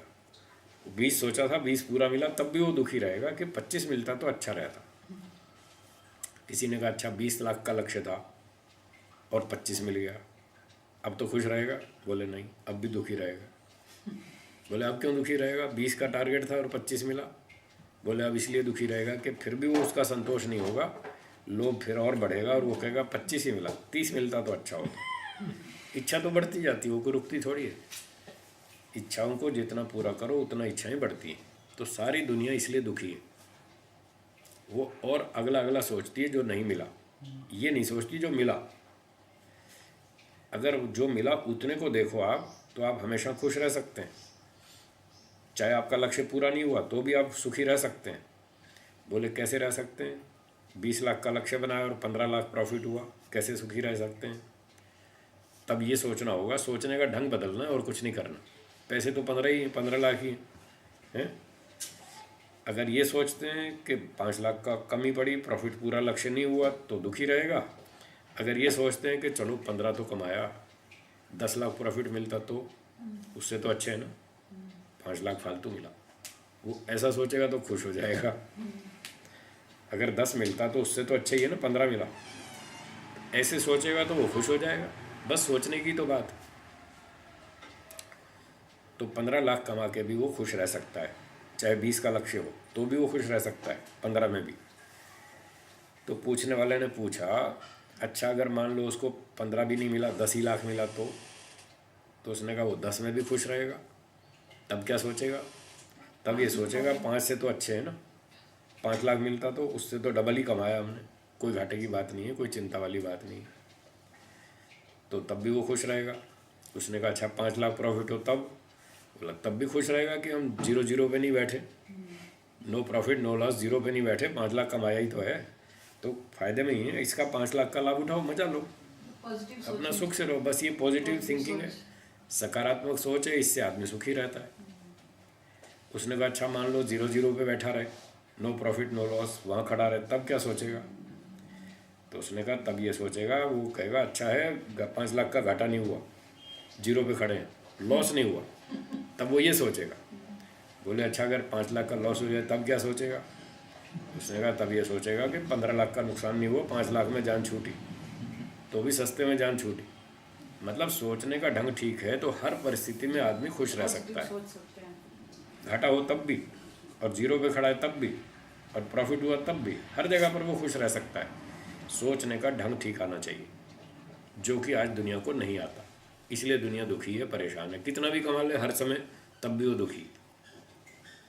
अब जिसको ये सोचना आता है, इस ढंग से सोचता है, वो हर जगह संतोष का पालन करता है, हर जगह वो यही सोचता है इतना मिला यही बहुत है, तो ऐसा आदमी हमेशा सुखी रहेगा, वो कभी भी दुखी नहीं होगा, चाहे आ जाए चाहे चला जाए, चाहे घट जाए चाहे बढ़ जाए, चाहे कुछ भी होता रहे। ये तो सिर्फ एक विचार मात्र है जिससे हम दुखी दुखी होते रहते हैं। मान लीजिए एक और मोटा दृष्टांत देता हूँ, जो कि घटना रोज होती रहती है। मान लीजिए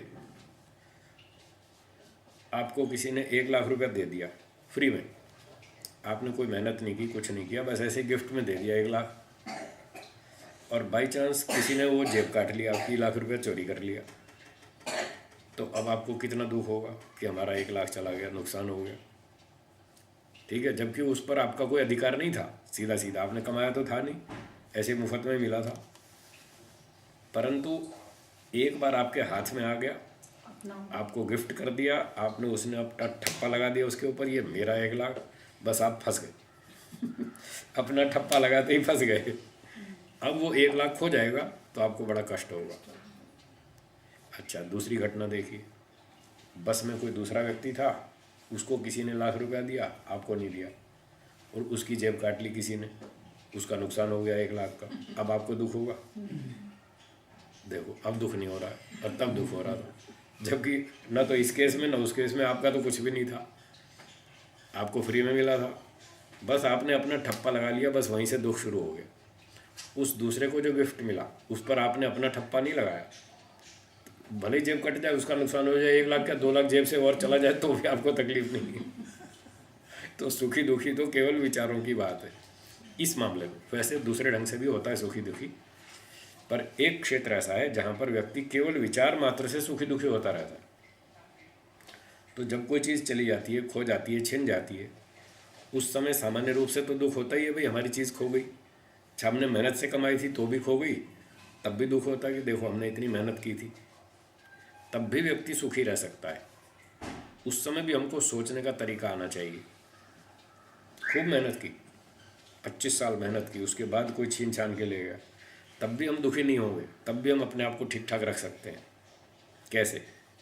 बस ये संतोष का पालन करना है और ये सोचना है कि जब हम दुनिया में आए थे तब कितना साथ लाए थे, कुछ नहीं लाए ना। अब संसार छोड़ के जाएंगे तब कितना ले जाएंगे, कुछ भी नहीं। तो हमारा क्या था? कुछ भी नहीं था, फिर क्यों रो रहे हो? ले गया तो ले गया, जो छीन ले गया ईश्वर उसको दंड देगा, और जो तुमने मेहनत की थी उससे तुम्हें मिला था पैसा या जो भी साधन संपत्ति मिली थी, ईश्वर दोबारा दे देगा, फिर क्या टेंशन। बस ये सोचने का तरीका है। ये तरीका लोग सीख जाएं सोचने का तो खुश रह सकते हैं, हमेशा खुश रह सकते हैं। कैसी भी परिस्थिति हो, आ जाए चला जाए कुछ भी हो जाए, हमेशा खुश रह सकते हैं। ये है संतोष का पालन करने का लाभ। तो जब इतना अच्छा लाभ लिखा है कि आदमी हर परिस्थिति में खुश रह सकता है, तो क्यों नहीं पालन करना चाहिए? इसका पालन करना चाहिए। बस ये सूत्रकार यही बता रहा है, सुख से जीने का तरीका सीख लो। मंगलाचरण, मंगल कर्मों का आचरण करो, अच्छे अच्छे कर्म करो और हमेशा सुखी रहो। मुझे एक प्रश्न, बोलिए। क्या व्यक्ति गलत बातों पर भी संतोष कर लेता है? जैसे ठीक है, अभी इतने दिनों से जल्दी उठ रहे हैं, ठीक है, और एक दिन आज देर से उठ लिए तो भी संतोष करता है, अभी इतने दिन तो उठे ना। हाँ, एक दिन देर से उठ गए तो इसमें क्या? हाँ तो क्यों उठे, कारण ढूंढ लो। आलस्य था या कोई मजबूरी थी। अगर हमारा आलस्य के कारण हम लेट उठे तो गलत है। तो भी कभी कभी व्यक्ति संतोष कर लेता है कि ठीक है कर लो, कोई बात नहीं, परेशान नहीं होना चाहिए, सारा दिन दुखी नहीं रहना चाहिए। गलती हो गई उसको स्वीकार तो करना चाहिए कि आज हमने आलस्य किया है, कल नहीं होने देंगे। जो गलती हुई उसका प्रायश्चित करो, उसके लिए संकल्प करो, आगे नहीं होने देंगे, तो फिर ठीक है। अच्छा, कोई मजबूरी थी, रात को लेट हो गए, घर में मेहमान आ गए, रात को 12-1 बजे तक खाना पीना चलता रहा और लेट हो गए सोने में, तो सुबह जल्दी टाइम पर उठ नहीं पाए, थकान थी, तो ये मजबूरी वाली बात है। तो ठीक है, मजबूरी के कारण आज लेट उठे, पर कल ये मजबूरी नहीं होगी तो कल तो टाइम पर सोएंगे, तो फिर अगले दिन टाइम पर उठेंगे। इस तरह से करना चाहिए, दुखी नहीं रहना चाहिए। हाँ, दुखी नहीं रहना किसी भी किस परिस्थिति में। मान लो आलस्य भी किया, आलस्य भी कर लिया, दोष भी कर लिया, और उसके बाद हमने स्वीकार भी कर लिया कि हमने आलस किया है, और फिर हम सारा दिन यही सोच सोच के सारा दिन रोते रहे, आज तो हमने बहुत बड़ी गलती कर दी, आज तो बहुत बड़ी गलती कर दी, बहुत आलस किया, ये तो अच्छा नहीं है, भगवान हमको पता नहीं क्या कुत्ता बनाएगा, सांप बनाएगा। अब इस बात पे खाम का सारा दिन दुखी होते रहो, ये ठीक नहीं। गलती हो गई, स्वीकार करो, प्रायश्चित करो, संकल्प करो, बस आगे के लिए सावधान, अब कल से नहीं होने देंगे, ये समाधान। खुश रहो, हो जाती है गलती, आदमी है, इंसान है, वही भूल करता रहता है। हाँ जी, पढ़े आगे, बोलिए। कायेन्द्रिय कायेन्द्रिय सिद्धि सिद्धि अशुद्धि क्षयात अशुद्धि क्षय तपसा। तपसः। ये तप का फल बता रहे हैं। तपसा, तपस्या करने से अशुद्धि क्षयात, अशुद्धि का क्षय होता है। शरीर मन इंद्रियों में जो कमजोरी है वो कमजोरी दूर हो जाती है, नष्ट हो जाती है। तपस्या करने से शरीर मन इंद्रियां बलवान होते हैं, और शरीर मन इंद्रियां बलवान होने से, अशुद्धि का नाश होने से काय इंद्रिय सिद्धि, शरीर और इंद्रियां स्वस्थ हो जाते हैं, बलवान हो जाते हैं, ताकतवर हो जाते हैं, और उससे हम अपने आगे के काम बड़ी अच्छी तरह से सुविधापूर्वक कर सकते हैं। इसलिए तप करना चाहिए। स्वाध्यायात स्वाध्यायात् इष्ट देवता इष्ट देवता संप्रयोग। संप्रयोग। स्वाध्याय का फल बताते हैं, उससे इष्ट देवता के साथ संबंध जुड़ता है। इष्ट देवता हमारा है ईश्वर, जो हमारा इच्छित देवता है, जिसकी हम इच्छा करते हैं, जिसे प्राप्त करना चाहते हैं। तो स्वाध्याय करते हैं तो ईश्वर समझ में आएगा। अब स्वाध्याय नहीं करेंगे, वैदिक शास्त्रों का अध्ययन नहीं करेंगे, तो पता नहीं चलेगा ईश्वर कैसा है, और फिर चक्कर काटते फिरेंगे देश भर में। कोई बालाजी तिरुपति जा रहा है, कोई हरिद्वार जा रहा है, कोई वाराणसी जा रहा है, कोई मथुरा जा रहा है, कोई कहाँ जा रहा है, बस चक्कर ही काटते रहेंगे और भगवान से दूर होते जाएंगे। इसलिए स्वाध्याय करना चाहिए, ईश्वर समझ में आएगा, वो सर्वव्यापक है, एक ही ईश्वर है, निराकार है और आनंद स्वरूप है, न्यायकारी है। अच्छे काम करो वरना दंड देगा, पशु पक्षी बनाएगा। इस प्रकार से ईश्वर से हमारा संबंध जुड़ेगा, उसके हम निकट होते जाएंगे, हमको समझ में आता जाएगा, बहुत सारा लाभ उठाएंगे। समाधि सिद्धि समाधि सिद्धि ईश्वर प्रणिधानात्। ईश्वर प्रणिधानात्। ईश्वर प्रणिधान यानी समर्पण करने से ये लाभ होगा कि समाधि की प्राप्ति होगी। ईश्वर के नज़दीक होते जाएंगे, और जैसे जैसे हमारा स्तर अच्छा होता जाएगा ईश्वर समर्पण में, वैसे वैसे हम ईश्वर के निकट और आगे ईश्वर की अनुभूति भी हो जाएगी। तो ये यम नियमों के मंगलाचरणों के लाभ बताए। तो हमें लाभ चाहिए या नहीं चाहिए? चाहिए। अगर लाभ चाहिए तो ईश्वर न्यायकारी है, फ्री में देगा या कर्म के आधार पर? कर्म के आधार। इसलिए कर्म करना होगा। तो ये दूसरा हेतु था, फल चाहिए तो कर्म करो। अब तीसरा है, पढ़िए। श्रुतितः श्रुतितः श्रुति विधानात् श्रुति विधानात् खलु अपि। खलु अपि। तीसरा हेतु है कि श्रुतियों में विधान किया गया है, वेद वचनों में, ईश्वर के संदेश में, वेदों में ये सुझाव दिया गया है कि ये काम करो, करना चाहिए। तो जब कानून कहता है करना चाहिए तो फिर करो। कानून का पालन करेंगे तो अच्छा फल मिलेगा, इनाम मिलेगा, कानून तोड़ेंगे तो दंड मिलेगा। इसलिए श्रुति में विधान है, इसलिए भी करना चाहिए। अब श्रुतियों के प्रमाण देते हैं। श्रुतियों में कहाँ लिखा है अहिंसा का पालन, कहाँ लिखा है सत्य का पालन, वो प्रमाण दे रहे हैं।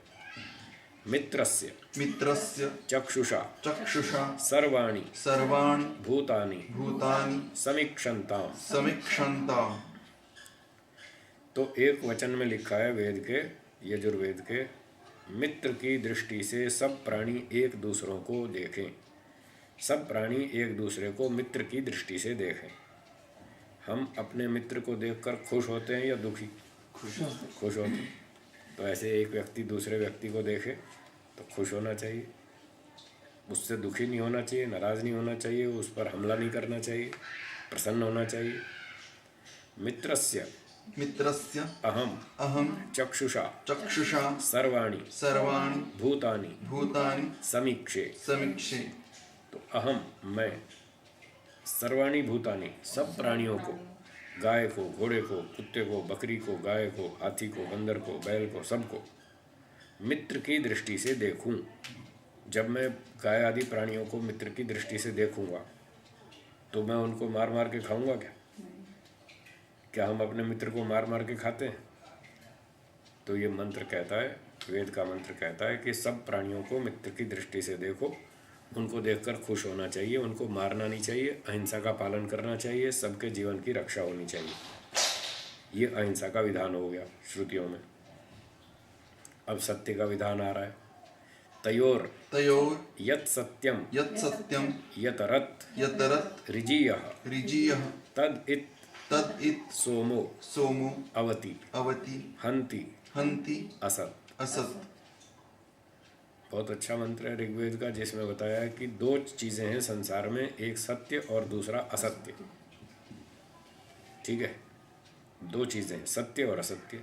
तो कहते हैं तयो, उन दोनों में से, यत सत्यम जो सत्य है, यतरत ऋजीय उन दो में से जो सत्य है वो ऋजीय सरल है।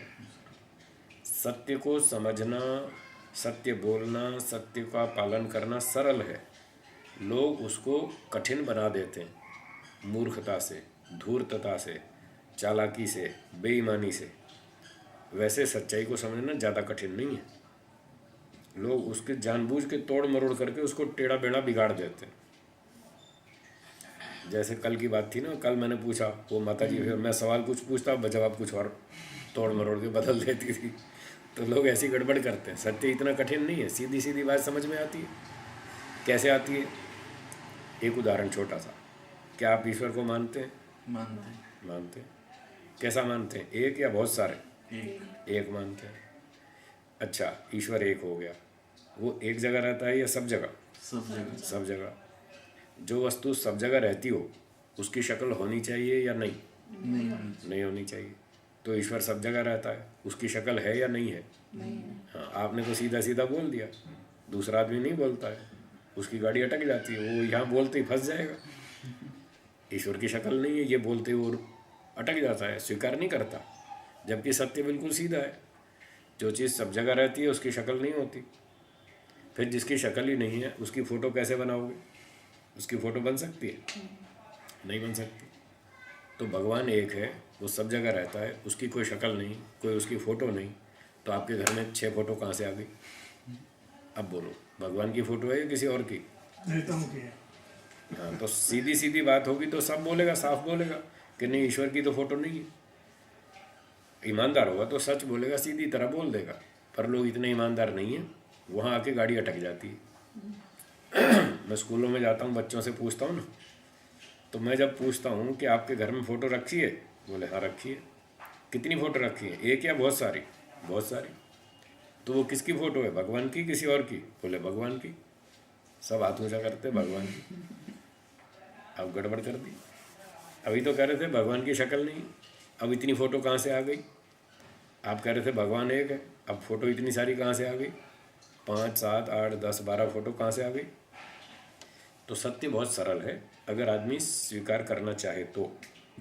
वो सत्य को स्वीकार करना चाहता नहीं, गड़बड़ यहाँ पर है। समझते हुए भी, जानते हुए भी वो उसको स्वीकार नहीं करना चाहता। उसके ऊपर दबाव पड़ता है कि अगर मैं सत्य को स्वीकार कर लूँगा तो जो झूठ मैं पकड़े बैठा हूँ मुझे छोड़ना पड़ेगा, और वो मैं छोड़ना चाहता नहीं, इसलिए वो तोड़ मरोड़ करता है, सत्य को स्वीकार नहीं करता। अगर लोग इतने सरल हो जाएं, सीधे हो जाएं, तो उनका भला हो जाए। परंतु यदि सीधे नहीं होंगे, यदि सीधे नहीं होंगे तो उसका फल आप देखिए श्रुति क्या कह रही है। तो कह रहे हैं यतरत रिजिया, जो सत्य है वो सरल है, अगर कोई ईमानदारी से समझना चाहे तो समझ सकता है। फिर कहते हैं तद इत, बोलिए, तद इत सोमो सोमो अवति अवति हंति हंति असत। असत। तो सोम जो राजा है परमात्मा, सोम है परमात्मा, शांति देने वाला, सुख देने वाला, सबका न्यायकारी राजा, वो सोम इत अवति, निश्चित रूप से उसकी रक्षा करता है जो सत्य को स्वीकार करता है। सत्य को जो स्वीकार कर लेता है परमात्मा उसकी रक्षा करता है, क्योंकि सत्य अच्छा है, वो सुखदायक है, तो ईश्वर उसको सुख देता है। और हंति असत, और जो झूठ बोलता है उसकी पिटाई करता है ईश्वर, उसको दंड देता है। फिर भी लोगों को समझ नहीं आती, फिर भी लोग जानबूझ के झूठ बोलते हैं, छल कपट करते हैं, चालाकी करते हैं, तोड़ मरोड़ करते हैं, क्योंकि उनको ये बात समझ में नहीं आई, तो उसका दंड भोगेंगे। तो हमें श्रुति तो कह रही है कि आप सत्य का पालन करें, सत्य सरल है, उसको स्वीकार करें, मन को शुद्ध करें, और ये छल कपट राग द्वेष आदि हटाएं, तो भगवान आपको सुख देगा, आपकी रक्षा करेगा, कल्याण करेगा। और जो बेईमानी करेगा, झूठ बोलेगा, उसको ईश्वर दंड देगा। अगला, न स्तेयम आदमी, न स्तेयम अदमी। ये अस्तेय का विधान हो गया कि चोरी करके नहीं खाऊंगा। स्तेयम चोरी, न अदमी, चोरी करके चोरी का माल नहीं खाऊंगा, मेहनत करके खाऊंगा, तो चोरी का मना है, अस्तेय का विधान है।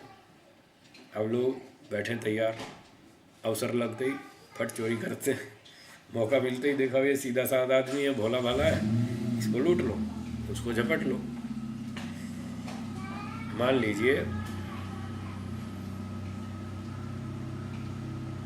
टैक्सियों की हड़ताल हो गई, किसी कारण से टैक्सी वालों ने सिटी में हड़ताल कर दी, आज पूरा दिन टैक्सी नहीं चलेगी, स्ट्राइक।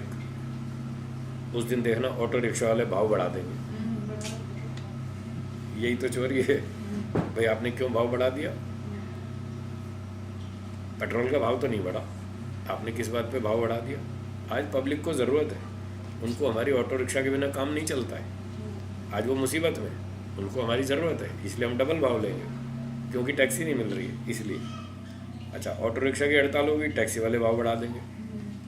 बस की स्ट्राइक होगी, वो दोनों भाव बढ़ा देंगे। आज बस तो मिल नहीं रही, तो लोगों को टैक्सी चाहिए, ऑटो चाहिए, फट भाव बढ़ा देंगे, ये तो लूट मार। यहाँ ऐसा ही चलता है, इसी का नाम संसार, ईमानदारी नहीं है। तो ऐसा नहीं करना चाहिए। श्रुति वेद कहता है कि चोरी करके मत खाओ, ये चोरी करके खाने का ढंग है। दूसरा मुसीबत में तो उसकी मुसीबत का दुरुपयोग नहीं करना चाहिए, बल्कि उसकी मदद करनी चाहिए।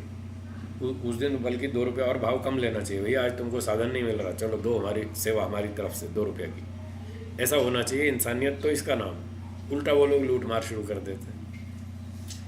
अगली बात, ब्रह्मचर्येण ब्रह्मचर्येण तपसा तपसा देवा देवा मृत्युम मृत्युम अपाघ्नत। अपाघ्नत।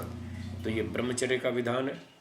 ब्रह्मचर्य की तपस्या करके देवों ने मृत्यु को भी मार डाला, मृत्यु को भी जीत लिया और अमर हो गए, मुक्ति में चले गए, उनका बार बार मरना ही छूट गया। तो ये ब्रह्मचर्य का पालन करने से कितना लाभ है। तो श्रुति का विधान है, वो पालन करना चाहिए। और आगे, माँ गृधः माँ गृधः कस्य स्विद् धनम, कस्य स्विद् धनम। लोभ मत करो, ये अपरिग्रह का विधान है। लोभ मत करो, गृधः का अर्थ है लोभ करना। माँ गृधः, लोभ मत करो। सोचो, कस्य स्विद् धनम, ये धन किसका है? किसी का नहीं, परमात्मा का धन है, उसने हमको दिया है। जब आए थे तो खाली हाथ, जाएंगे तो खाली हाथ। तो फिर हमारा तो है नहीं, भगवान ने दिया है, भगवान का है, ईश्वर ने दिया है। तो ईश्वर जैसा कहे वैसा खर्च करो, ईश्वर की आज्ञा अनुसार उस धन को खर्च करो। ईश्वर कहता है शराब मत पियो, जुआ मत खेलो, चोर को मत दो, धूर्त को मत दो, दुष्ट को मत दो, अच्छे आदमी को दो, परोपकारी को दो, वेद प्रचार में दो, गौ रक्षा में दो, हॉस्पिटल में दो, चिकित्सालय में, अनाथालय में, ऐसे ऐसे अच्छे अच्छे काम में धन का खर्च करो। मैंने तुमको दिया है, तुम्हारा थोड़ी है, मैं दे रहा हूँ, फिर तुम्हें आगे सरकाने में क्या दिक्कत है? पैसे तो मैं दे रहा हूँ, फिर तुम्हें आगे बढ़ाने में क्या दिक्कत है? इसलिए बांटो, अपरिग्रह का पालन करो, लोभ मत करो, सब यहीं रह जाएगा, कुछ भी साथ नहीं जाएगा। अब हमारे पास भगवान हमको पैसे देता है और हम उसको अच्छे काम में खर्च कर देते हैं, तो ये हमारे खाते में जमा हो जाएगा और अगले जन्म में कई गुना होकर के मिलेगा। और अभी हम उसको दान नहीं देते, अच्छे काम में खर्च नहीं करते, यहाँ बैंक में स्टेट बैंक ऑफ इंडिया में जमा करते हैं, ये पैसा तो यहीं रह जाएगा, अगले जन्म में साथ नहीं जाएगा। अगर इस पैसे को अगले जन्म में साथ ले जाना हो तो सबसे बढ़िया तरीका है उसको दान कर दो, एक पुण्य कर्म में इन्वेस्टमेंट कर दो, इस कर्म का फल आगे हमको मिल जाएगा। इसलिए लोभ नहीं करना चाहिए, बांटना चाहिए। इति हेतु त्रयात् एति हेतु त्रयात् तत् मंगलाचरणम तत् मंगलाचरणम तु खलु तु खलु अनिवार्यत्वेन अनिवार्यत्वेन अनुष्ठेयम। अनुष्ठेयम। इस प्रकार से 3 हेतुओं के कारण, 3 हेतु बताए गए, उनकी वजह से वह मंगलाचरण यम नियमों का पालन निश्चित रूप से, अनिवार्य रूप से करना ही चाहिए। तो उससे हमारा कल्याण होगा, भविष्य अच्छा बनेगा, वर्तमान भी अच्छा बनेगा। सूत्रार्थ है मंगलाचरणम, मंगल कर्मों का आचरण करना चाहिए। शुरू में भी, जीवन के अंत में भी, मध्य में भी, पूरे जीवन भर करना चाहिए। क्यों? शिष्टाचारात्, उत्तम बुद्धिमान लोगों ने इसका आचरण किया इसलिए। दूसरा, फल दर्शनात्, शास्त्रों में इसका फल लिखा है कि ऐसे अच्छे काम करेंगे तो बढ़िया बढ़िया फल मिलेगा। और तीसरा, ईश्वर के श्रुतियों में विधान है, वेदों में, कि ये करना चाहिए, इसलिए इसको करें। ये पहला सूत्र का अर्थ हो गया। एक बार ओम का उच्चारण करेंगे।